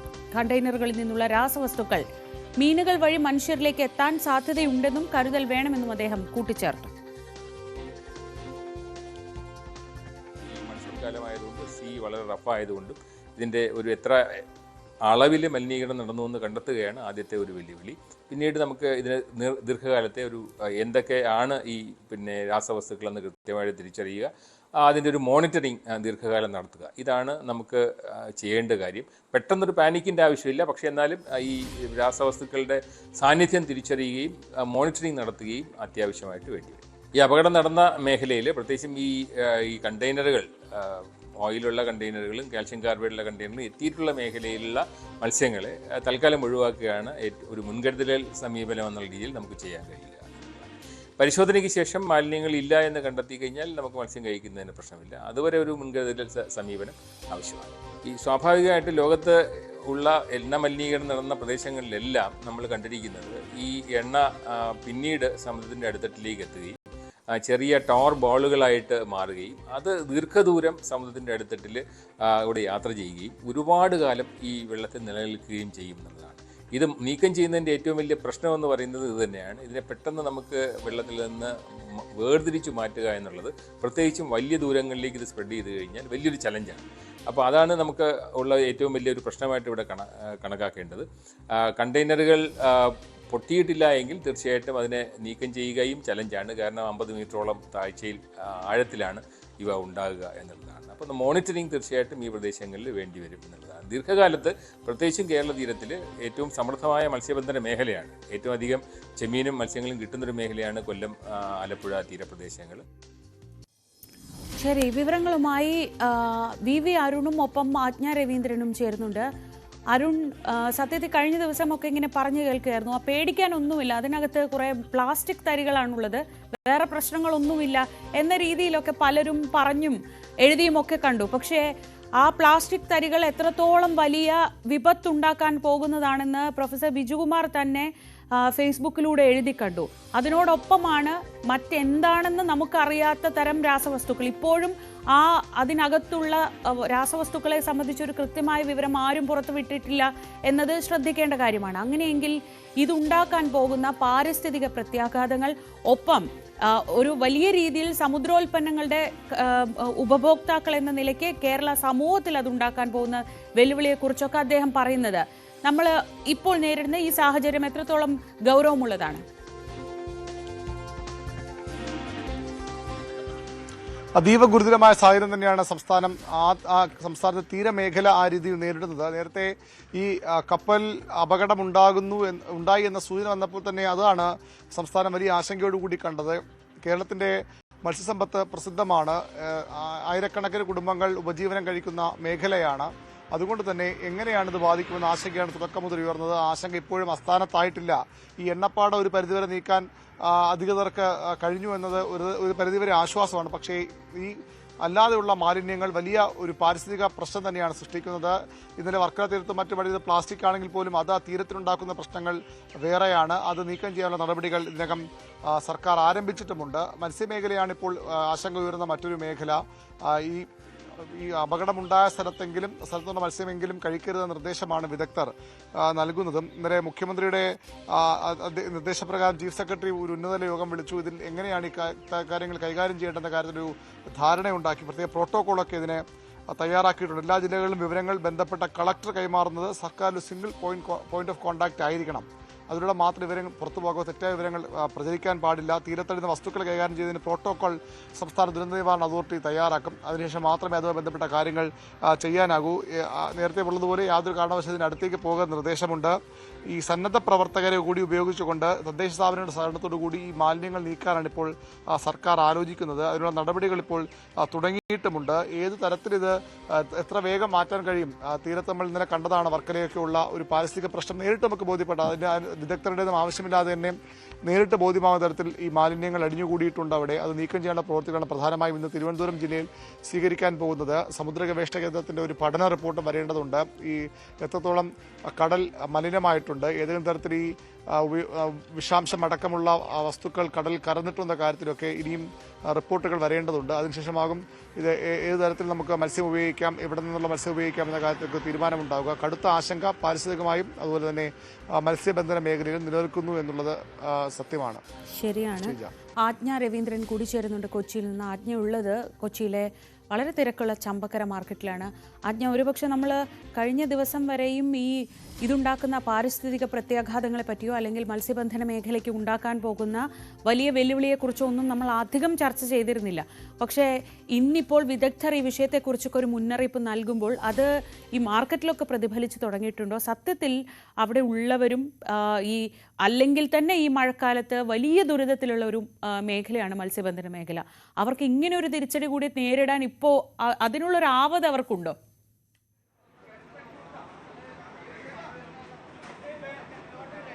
ശ്രീജ, അക്കാര്യം തന്നെയാണ് അവരും വ്യക്തമാക്കുന്നത്. കാരണം ട്രോളിംഗ് ഉണ്ട്, അതായത് കാലവർഷത്തെ തുടർന്ന് മത്സ്യബന്ധനത്തിന് തടസ്സമുണ്ട്. അതുപോലെ തന്നെ ഈ പറഞ്ഞതുപോലെ കണ്ടെയ്നറിൽ നിന്നുള്ള രാസപദാർത്ഥങ്ങൾ കലർന്നതോടെ ഇപ്പോൾ വിദഗ്ധർ സംസാരിക്കുന്നത് പോലെ മീൻ ഉൾപ്പെടെയുള്ള കാര്യങ്ങൾ കഴിക്കരുത് എന്ന് പറയുമ്പോഴും അത് ഈ ഒരു വിഭാഗത്തിൻ്റെ ഉപജീവന മാർഗത്തെയാണ് തടസ്സപ്പെടുത്തുന്നത്. അത് നമ്മളോട് തന്നെ പലരും ഇവിടെ വന്നപ്പോൾ അത്തരത്തിലുള്ള സംസാരിക്കുകയും ചെയ്തു, അത്തരത്തിൽ വ്യക്തമാക്കുകയും ചെയ്തു. ചേട്ടാ, നമ്മൾ ചോദിക്കുന്നത് കണ്ടെയ്നർ വന്ന ശേഷം മീൻ കച്ചവടം കുറഞ്ഞിട്ടുണ്ടോ? ആൾക്കാർ ഇങ്ങോട്ട് വരാൻ മീനില്ല മാർക്കറ്റിൽ മീനില്ല. അതാണ് ഏറ്റവും വലിയത്. വേറെ ഈ എല്ലാം നമ്മൾ അവിടുന്ന് ഫ്രീസ് മീനാണ് ഇപ്പോൾ വരുന്നുള്ളൂ, വേറെ ഒന്നും വരുന്നില്ല, വേറെ ഒന്നുമില്ല. കടലിൽ നിന്ന് മീനില്ല. ഈ നിരോധനം കൂടി ഒരു പ്രശ്നമാവുന്നുണ്ടോ? കടലിൽ ഇറങ്ങരുത് എന്ന് പറയുന്ന ആയിട്ടില്ലല്ലോ, ജൂണിലാകുള്ളൂ. ഇപ്പോൾ കടലിൽ ഇറങ്ങരുതെന്ന് പറഞ്ഞിട്ടുണ്ടല്ലോ. ഈ കണ്ടെയ്നർ വന്ന ശേഷം കടലിൽ ഇറങ്ങരുത്, മത്സ്യബന്ധനം പാടില്ല. ഇവിടെ ഇല്ലല്ലോ, ഇവിടെ അങ്ങനെ ഇല്ലെന്നാ തോന്നണേ. ഇവിടെ ഒന്നുമില്ലാത്ത കാരണം കൊണ്ടാണ് വള്ളക്കാരും പോകുന്നില്ല. അല്ലാതെ ആളുകൾ മീൻ വാങ്ങിക്കുന്നത് കുറഞ്ഞിട്ടുണ്ടോ? കുറവൊന്നുമില്ല, കൃത്യമായിട്ട് ആളുകൾ വന്ന് പോകുന്നുണ്ട്, മീനൊക്കെ കച്ചവടം നടക്കുന്നുണ്ട്. എള്ള തന്നെ മീൻ തീരുന്നുണ്ട്, വരുന്ന മീനില്ല എന്ന് മാത്രമേ, ബാക്കിയുള്ള മീനെല്ലാം കറണ്ടിട്ട് വന്ന് പോയിക്കൊണ്ടിരിക്കും. ഒരു കാലം മീനില്ല, കണ്ടില്ലേ? മീനുണ്ടെങ്കിൽ ആളുണ്ട്, ആളില്ലാത്തതുകൊണ്ടിട്ട് മീനില്ല. മീൻ വന്നു കഴിഞ്ഞാൽ ഓൾറെഡി കച്ചവടം നടന്നുകൊണ്ടിരിക്കും. മീനൊന്നും വിഷമമൊന്നുമില്ല, ആളുകൾ കഴിക്കാൻ അങ്ങനെ ഭയമൊന്നുള്ള ആൾക്കാരൊന്നും ഇല്ലെന്ന് എനിക്ക് തോന്നുന്നില്ല. കാരണം അങ്ങനെ ഒരു ഇതുപോലെ സംസാരിച്ചിട്ടുള്ള ആൾക്കാർ ഇവിടെ. എന്ത് പറയുന്നു? കണ്ടെയ്നർ വന്ന ശേഷം, കണ്ടെയ്നറിന്റെ പ്രശ്നങ്ങൾ ഉണ്ടായ ശേഷം മത്സ്യ കച്ചവടം കുറഞ്ഞിട്ടുണ്ടോ? കച്ചവടത്തിനുള്ള മീൻ വരുന്നില്ല. ഇപ്പോൾ ഈ കാലാവസ്ഥ മാറിയില്ല, ഇപ്പോൾ മഴയും കാറ്റുമൊക്കെ കടലിൽ നിന്ന് മീൻ അധികം വരുന്നില്ല. അതുകൊണ്ടാണ് കച്ചവടത്തിനെ ബാധിച്ചത്. ഇതുകൊണ്ടാണെന്ന് ആരും പറയുന്നില്ല, ആരും അതിനെക്കുറിച്ച് അഭിപ്രായം പറഞ്ഞിട്ടില്ല ഇതുവരെ. ഒരുപക്ഷെ ആജ്ഞ, ഈ വിഷയം ആളുകളിലേക്ക് അത്ര കണ്ട് എത്തിയിട്ടില്ല എന്ന് വേണം മനസ്സിലാക്കാൻ. ഈ നമ്മൾ കപ്പൽ മറിഞ്ഞ് ഈ കടലിലേക്ക് ചേർന്നിട്ടുള്ള രാസവസ്തുക്കൾ ഉണ്ടാക്കുന്ന പ്രത്യാഘാതങ്ങളെ പറ്റി സത്യത്തിൽ ഈ ഇന്നലെ വൈകിട്ടൊക്കെ മുതലാണ് ആ തരത്തിലൊക്കെയുള്ളൊരു ചർച്ച സാധാരണക്കാർക്കിടയിൽ വന്നു തുടങ്ങുന്നതെന്ന് തോന്നുന്നു. ഒരുപക്ഷെ ഇനിയുള്ള ദിവസങ്ങളിലായിരിക്കും അത് ഈ മാർക്കറ്റ് പോലെയുള്ള ഇടങ്ങളിൽ പ്രതിഫലിക്കുന്നത്. അങ്ങനെയെങ്കിൽ അത് വലിയ രീതിയിലുള്ള പ്രത്യാഘാതം ആ മേഖലയ്ക്ക് ഉണ്ടാക്കുമെന്ന് ഉറപ്പാണ്. തൽക്കാലം ഈ അപകടമുണ്ടായ മേഖലകളിലെങ്കിലും മീൻ കഴിക്കുന്നത് അത്ര സേഫ് അല്ല എന്നാണ് ഇപ്പോൾ വിദഗ്ധർ പറയുന്നത്. സർക്കാർ ഈ വിഷയത്തിൽ അടിയന്തരമായ നടപടികൾ സ്വീകരിക്കുമെന്ന് തന്നെ, അല്ലെങ്കിൽ ഇക്കാര്യത്തിൽ അടിയന്തരമായ മാർഗനിർദ്ദേശങ്ങൾ നൽകുമെന്ന് തന്നെ നമുക്ക് കരുതാം. എന്തായാലും ഇപ്പോൾ ഈ കടലിലേക്ക് പടർന്നു പിടിച്ചിട്ടുള്ള രാസവസ്തുക്കൾ അത്ര ശുഭകരമായ ഒരു കാര്യമല്ല എന്ന് മാത്രമേ നമുക്ക് ഇപ്പോൾ പറയാൻ കഴിയുകയുള്ളൂ. മറ്റു വാർത്തകളിലേക്ക് കൂടി ആജ്ഞയും ഒപ്പം അരുണുമാണ് വിവരങ്ങൾ നൽകിയത്. മറ്റു വാർത്തകളിലേക്ക് പോകാം. സ്പേസ് എക്സിന്റെ സ്റ്റാർഷിപ്പ് വിക്ഷേപണം, വലിയ പ്രതീക്ഷയോടെയുള്ള വിക്ഷേപണം വീണ്ടും പരാജയപ്പെട്ടിരിക്കുകയാണ്. Dummy ഉപഗ്രഹങ്ങളുമായി വിക്ഷേപിച്ച Starship ലക്ഷ്യത്തിലെത്തിയില്ല. അതേസമയം സുരക്ഷിതമായി തിരിച്ചിറക്കാനുമായില്ല. അപർണ കുറുപ്പ് വിവരങ്ങളുമായി ന്യൂസ് ഡെസ്കിൽ നിന്ന്. അപർണ, ഇത് 3-ാം തവണയാണ് ഇത്രയേറെ പ്രസ്റ്റീജിയസ് ആയ ഈ സ്റ്റാർഷിപ്പിന്റെ വിക്ഷേപണം പരാജയപ്പെടുന്നത്. പേലോഡ് തുറന്നതുമില്ല, അതിൽ നിന്ന് പേലോഡ് ഇറക്കാനുമായില്ല. എന്താണ്, എവിടെയാണ് പിഴച്ചതെന്നാണ്? അങ്ങനെ ഒരു വിശദീകരണം അവരുടെ ഭാഗത്തു നിന്ന് വരുന്നുണ്ടോ? ശ്രീജ, ഇതിൽ പുറത്തുനിന്ന് കാണുമ്പോൾ 3-ാം തവണയും പരാജയപ്പെട്ടിരിക്കുന്നു സ്പേസ് എക്സ് എന്നുള്ളൊരു വിലയിരുത്തൽ വരുമ്പോഴും എലോൺ മസ്കോ അല്ലെങ്കിൽ സ്പേസ് എക്സോ അത് അംഗീകരിച്ചിട്ടില്ല. വിക്ഷേപണം കൃത്യമായിട്ട് നടന്നു. ഇത് പേലോഡ് തുറക്കാൻ കഴിഞ്ഞില്ല, അതുകൊണ്ട് ഡമ്മി ഉപഗ്രഹങ്ങൾക്ക് പുറത്തേക്ക് വിക്ഷേപണം നടത്താൻ കഴിഞ്ഞില്ല എന്നുള്ളതാണ്. പക്ഷേ ഇത് വിക്ഷേപണം നടക്കാൻ കഴിയാത്തത് തിരിച്ചടി അല്ല എന്നുള്ളൊരു വിശദീകരണമാണ് സ്പേസ് എക്സിൻ്റെ ഭാഗത്തുനിന്നുണ്ടായിരിക്കുന്നത്. അതായത് ഇത് ഏതെങ്കിലും തരത്തിലുള്ള ഒരു തിരിച്ചടിയായിട്ട് സ്പേസ് എക്സ് തന്നെ തന്നെ കണക്കാക്കുന്നില്ല. അപ്പോഴും ഏറെ വലിയ പ്രതീക്ഷയിലായിരുന്നു. ഇതൊരു എലോൺ മസ്കിനെ സംബന്ധിച്ചിടത്തോളം ആ തരത്തിൽ വളരെ പ്രസ്റ്റീജിയസ് ആയിട്ടുള്ള ഒരു ദൗത്യം കൂടിയായിരുന്നു ഇത്തവണത്തെ സ്റ്റാർഷിപ്പിൻ്റേത്. അത് ഗ്രഹാന്തര യാത്രയ്ക്ക് ഉപയോഗിക്കുന്ന ഒരു കൂറ്റൻ റോക്കറ്റാണ്. അത് എലോൺ മസ്ക് തന്നെ ചൊവ്വ ദൗത്യത്തിലേക്ക് കടക്കാൻ ഒരുങ്ങുന്നു. അതിനകത്ത് ഉപയോഗിക്കാനും ഒപ്പം ചന്ദ്രനിലേക്കുള്ള യാത്രയ്ക്കും ഉള്ള വലിയ സ്പേസ് റോക്കറ്റ് തന്നെയായിരുന്നു. അതിൻ്റെ വലിപ്പം തന്നെ 171 മീറ്ററാണ് ഇതിൻ്റെ ഈ ഒരു പാർട്ടിൻ്റെ തന്നെ. ഹെവി ബൂസ്റ്ററും അതോടൊപ്പം തന്നെ സ്പേസ് ക്രാഫ്റ്റുമുണ്ട്. ആ തരത്തിൽ വലിയ സ്റ്റാർഷിപ്പ് തന്നെയായിരുന്നു. നേരത്തെ പറഞ്ഞ പോലെ കഴിഞ്ഞ ഈ ജനുവരിയിലാണ് ഇതിൻ്റെ ഏഴാമത്തെ സ്റ്റാർഷിപ്പിൻ്റെ വിക്ഷേപണ പരീക്ഷണം നടന്നത്. അത് പരാജയപ്പെട്ടു. 8ാമത്തെ പരീക്ഷണം നടന്നത് മാർച്ച് 6-നാണ്. ഈ മാർച്ച് 6-നാണെങ്കിൽ ഇത് പരാജയപ്പെടുക മാത്രമല്ല, ഇത് പൊട്ടിത്തെറിക്കുകയും അതിനെ തുടർന്ന് ഇത് വലിയ തരത്തിൽ വിമാനത്താവളങ്ങളുടെ പ്രവർത്തനം പോലും തടസ്സപ്പെടുത്തുന്ന രീതിയിലേക്ക് കാര്യങ്ങൾ പോയി. 240ഓളം വിമാന സർവീസൊക്കെയാണ് അന്ന് തടസ്സപ്പെട്ടത്. ഒപ്പം ഈ ബഹമാസും ടർക്സ് കൈക്കോസ് ഐലൻഡിന് മുന്നിലൊക്കെ ഈ അവശിഷ്ടങ്ങൾ വന്നു സ്റ്റാർഷിപ്പിൻ്റെ. അങ്ങനെ വലിയ ഒരു ആശങ്കയിലേക്കൊക്കെ പോയി. അതുകൊണ്ട് ഇത്തവണ വളരെ പ്രിക്കോഷൻസ് എടുത്തുകൊണ്ടുകൂടിയാണ് ഇതിൻ്റെ ലോഞ്ച് പ്രഖ്യാപിച്ചത്. ഇന്ന് വളരെ എയർ ഫ്ലൈറ്റ് കുറവുള്ള സമയത്തു കൂടിയാണ് ഈ ലോഞ്ച് നടത്തിയത്. 885 നോട്ടിക്കൽ മൈലിലാണ് എയർക്രാഫ്റ്റിൻ്റെ ഒരു ഹസാർഡ് സോൺ. അതുപോലും എടുത്തുകൊണ്ടാണ് നടത്തിയത്. ഇതിലിപ്പോൾ വിഷയം എന്ന് പറയുന്നത് ഇതുവരെ ഇത് തിരിച്ചു എത്തിയിട്ടില്ല. ഇന്ത്യൻ ഓഷ്യനിൽ അല്പസമയത്തിനകം പതിക്കും എന്നുള്ള ഒരു വിവരമാണ് ലഭ്യമാകുന്നത്.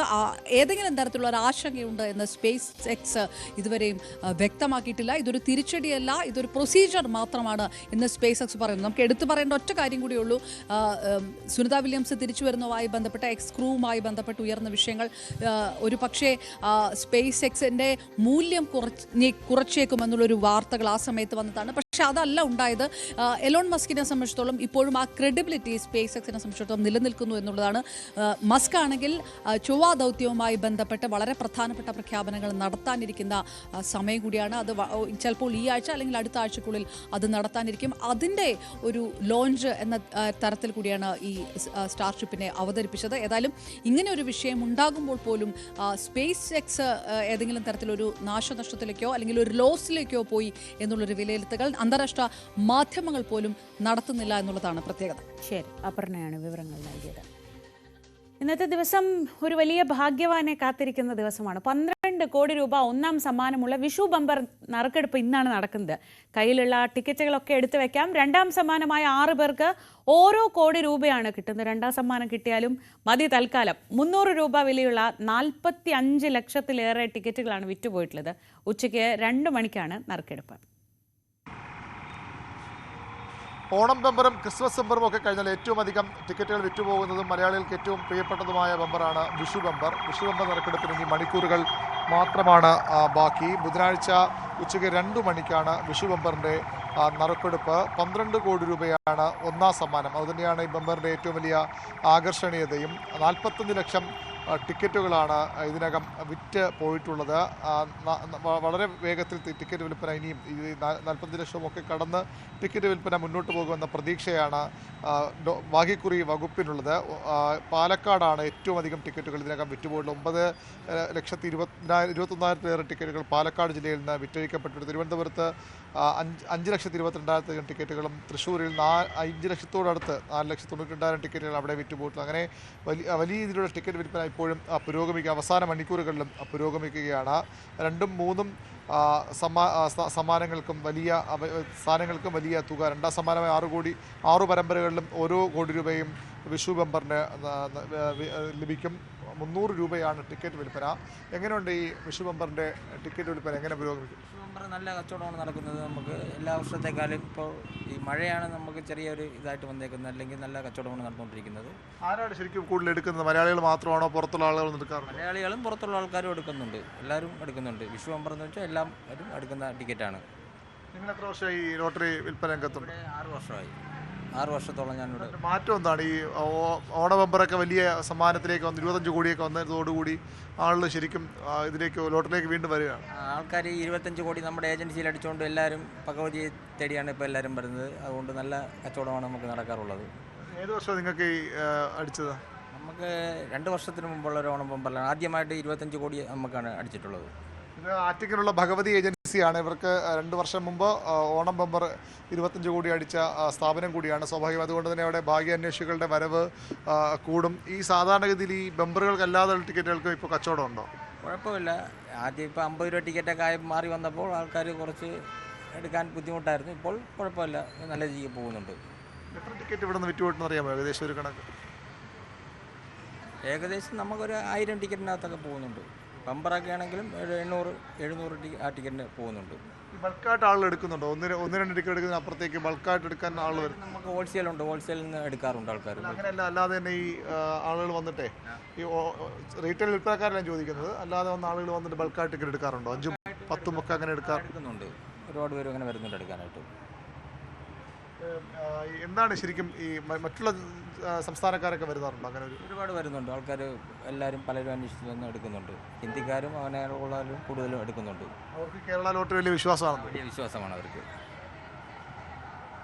അതിനെയാണ് വിഷു ബമ്പർ നറുക്കെടുപ്പിന് മണിക്കൂറുകൾ മാത്രം ബാക്കിയുള്ളപ്പോഴും നല്ല വിൽപ്പനയാണ് എല്ലാ ജില്ലകളിലുമുള്ളത്. പ്രത്യേകിച്ച് പാലക്കാട്, തിരുവനന്തപുരത്തുമൊക്കെ വളരെ വലിയ രീതിയിൽ കച്ചവടം നടക്കുന്നു. മലയാളികൾക്ക് മാത്രമല്ല, ഈ ടിക്കറ്റുകൾ, ലോട്ടറി ടിക്കറ്റുകൾ ഇപ്പോൾ ആവശ്യക്കാരായ മലയാളികൾ മാത്രമല്ല, ഇതര സംസ്ഥാനക്കാർ. കഴിഞ്ഞ തവണയൊക്കെ നമ്മൾ കാണുന്ന പലയിടത്തും ഈ ടൂറിസ്റ്റുകൾ വന്ന വലിയ രീതിയിൽ ടിക്കറ്റ് എടുത്ത് പോകുന്നത് കാണാറുണ്ടായിരുന്നു. ഓട്ടോറിക്ഷകളിലും കാറുകളിലും ഒക്കെ വന്നിറങ്ങി ടിക്കറ്റ് എടുത്തിട്ട് ആളുകൾ തിരികെ പോകുന്നത് കണ്ടു.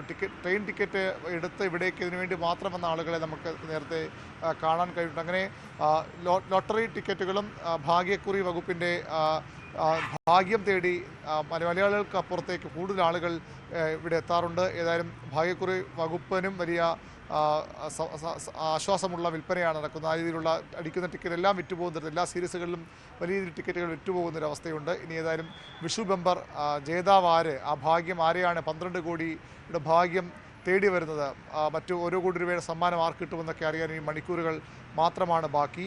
ഇപ്പോഴും വലിയ രീതിയിൽ ടിക്കറ്റ് വിൽപ്പന പുരോഗമിക്കുന്നുണ്ട്. ഇന്ന് ഉച്ചയ്ക്കാണ് നറുക്കെടുപ്പ്. അപ്പോൾ 45 ലക്ഷത്തോളം ഭാഗ്യപ്രതീക്ഷയിലുള്ള ആളുകളാണ് കാത്തിരിക്കുന്നത്. നമുക്ക് ആ സമയത്ത് കൃത്യമായ വാർത്തകൾ പ്രേക്ഷകരിലേക്ക് എത്തിക്കാം. മറ്റൊരു റിപ്പോർട്ടിലേക്ക്. ഒരു പൂവിന് വസന്തം കൊണ്ടുവരാനാവുമോ? സംശയമാണ്. പക്ഷേ അത് കഴിയുമെന്ന് തെളിയിക്കുകയാണ് മണിപ്പൂർ താഴ്വരയിൽ വിരിയുന്ന, അവിടെ മാത്രം വിരിയുന്ന ഷിരോയി ലില്ലികൾ. പരസ്പരം പോരടിച്ചിരുന്ന മേത്തേയ്കളും കുക്കികളും 5 ദിവസം നീണ്ടുനിന്ന ഷിരോയ് ലില്ലി ഫെസ്റ്റിവലിൽ ഒന്നിച്ചു പങ്കെടുത്തതോടെ താഴ്വരയിൽ സമാധാനത്തിന്റെ പ്രതീക്ഷകൾ വിരിയുകയാണ്. അതിന് നേതൃത്വം വഹിച്ചത് ഒരു മലയാളി ഉദ്യോഗസ്ഥനാണ് എന്നതാണ് ഈ വാർത്തയുടെ ഏറ്റവും വലിയ പ്രത്യേകത.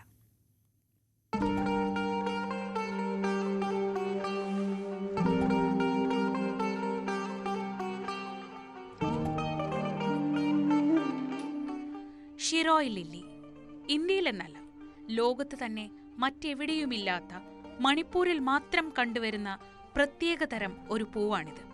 മെയ് അവസാനം മണിപ്പൂർ താഴ്വരയിലാകെ ഈ ലില്ലിപ്പൂക്കൾ വർണ്ണവസന്തം തീർക്കും. മണിപ്പൂരിന്റെ സമ്പന്നമായ ജൈവ വൈവിധ്യത്തിന്റെയും സാംസ്കാരിക പൈതൃകത്തിന്റെയും അടയാളമായി ആ പൂവിന്റെ പേരിൽ ഒരു ഉത്സവം തന്നെ ഒരുക്കിയിരുന്നു മണിപ്പൂർ സർക്കാർ. പാരിസ്ഥിതിക അവബോധം സൃഷ്ടിക്കുന്നതിനും സുസ്ഥിര ടൂറിസം പ്രോത്സാഹിപ്പിക്കുന്നതിനുമായി സംഘടിപ്പിച്ചു വന്നിരുന്ന ഷിരോയ് ലില്ലി ഫെസ്റ്റിവൽ. പക്ഷേ കഴിഞ്ഞ 2 വർഷങ്ങളായി വംശീയ സംഘർഷം നിലനിൽക്കുന്ന മണിപ്പൂർ ആ ഉത്സവവും അതിൽ നിന്നുള്ള സന്തോഷവും എല്ലാം മറന്നിരുന്നു. നാഗ ഭൂരിപക്ഷ മേഖലയായ ഉക്രൂലിൽ നടന്നു വന്നിരുന്ന ഷിരോയ് ലില്ലി ഫെസ്റ്റിവൽ ഒരിടവേളയ്ക്ക് ശേഷം ഇത്തവണ വീണ്ടും സംഘടിപ്പിച്ചപ്പോൾ അത് ഒരു നോർമൽസി ടെസ്റ്റ് ആയിരുന്നു. സാധാരണ നിലയിലേക്ക് നാടിന് തിരികെ എത്താനാകുമോ എന്ന പരിശോധന.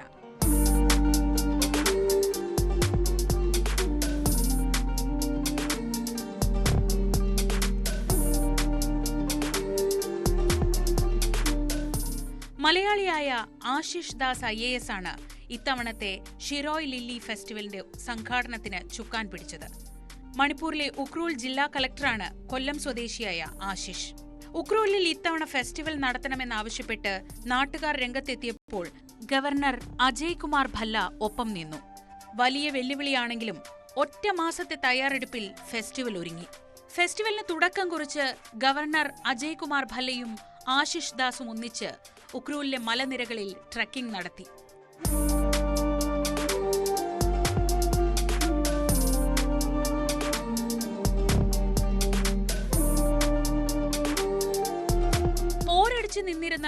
കുക്കി വിഭാഗത്തിൽപ്പെട്ട ആളുകളെ ഒന്നിച്ച് ഒരു വേദിയിൽ എത്തിക്കുകയായിരുന്നു ഏറ്റവും വലിയ വെല്ലുവിളി.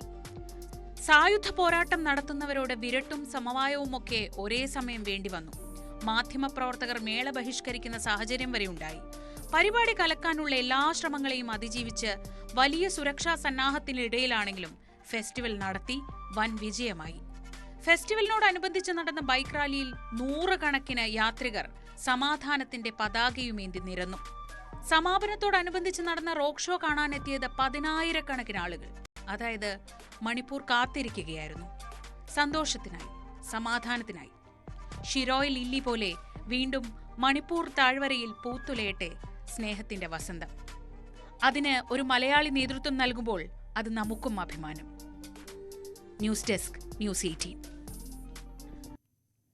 ഇനി ഇന്നത്തെ സ്പെഷ്യൽ ഡേ വിഷസിലേക്കാണ്. ഇന്ന് സ്പെഷ്യൽ ഡേ ആർക്കൊക്കെയാണെന്ന് നോക്കാം. 25ാം വിവാഹ വാർഷികം ആഘോഷിക്കുന്ന കണ്ണൂർ 5ാം പീടിക കപ്പോത്തുകാവിലെ പ്രഭാകരൻ ഒപിയും ഭാര്യ രജിത വികെയും മകൻ അക്ഷയാണ് ആശംസകൾ നേരുന്നത്. ഒപ്പം മറ്റു കുടുംബാംഗങ്ങളും ഞങ്ങളും ഹൃദയം നിറഞ്ഞ ആശംസകൾ നേരുന്നു.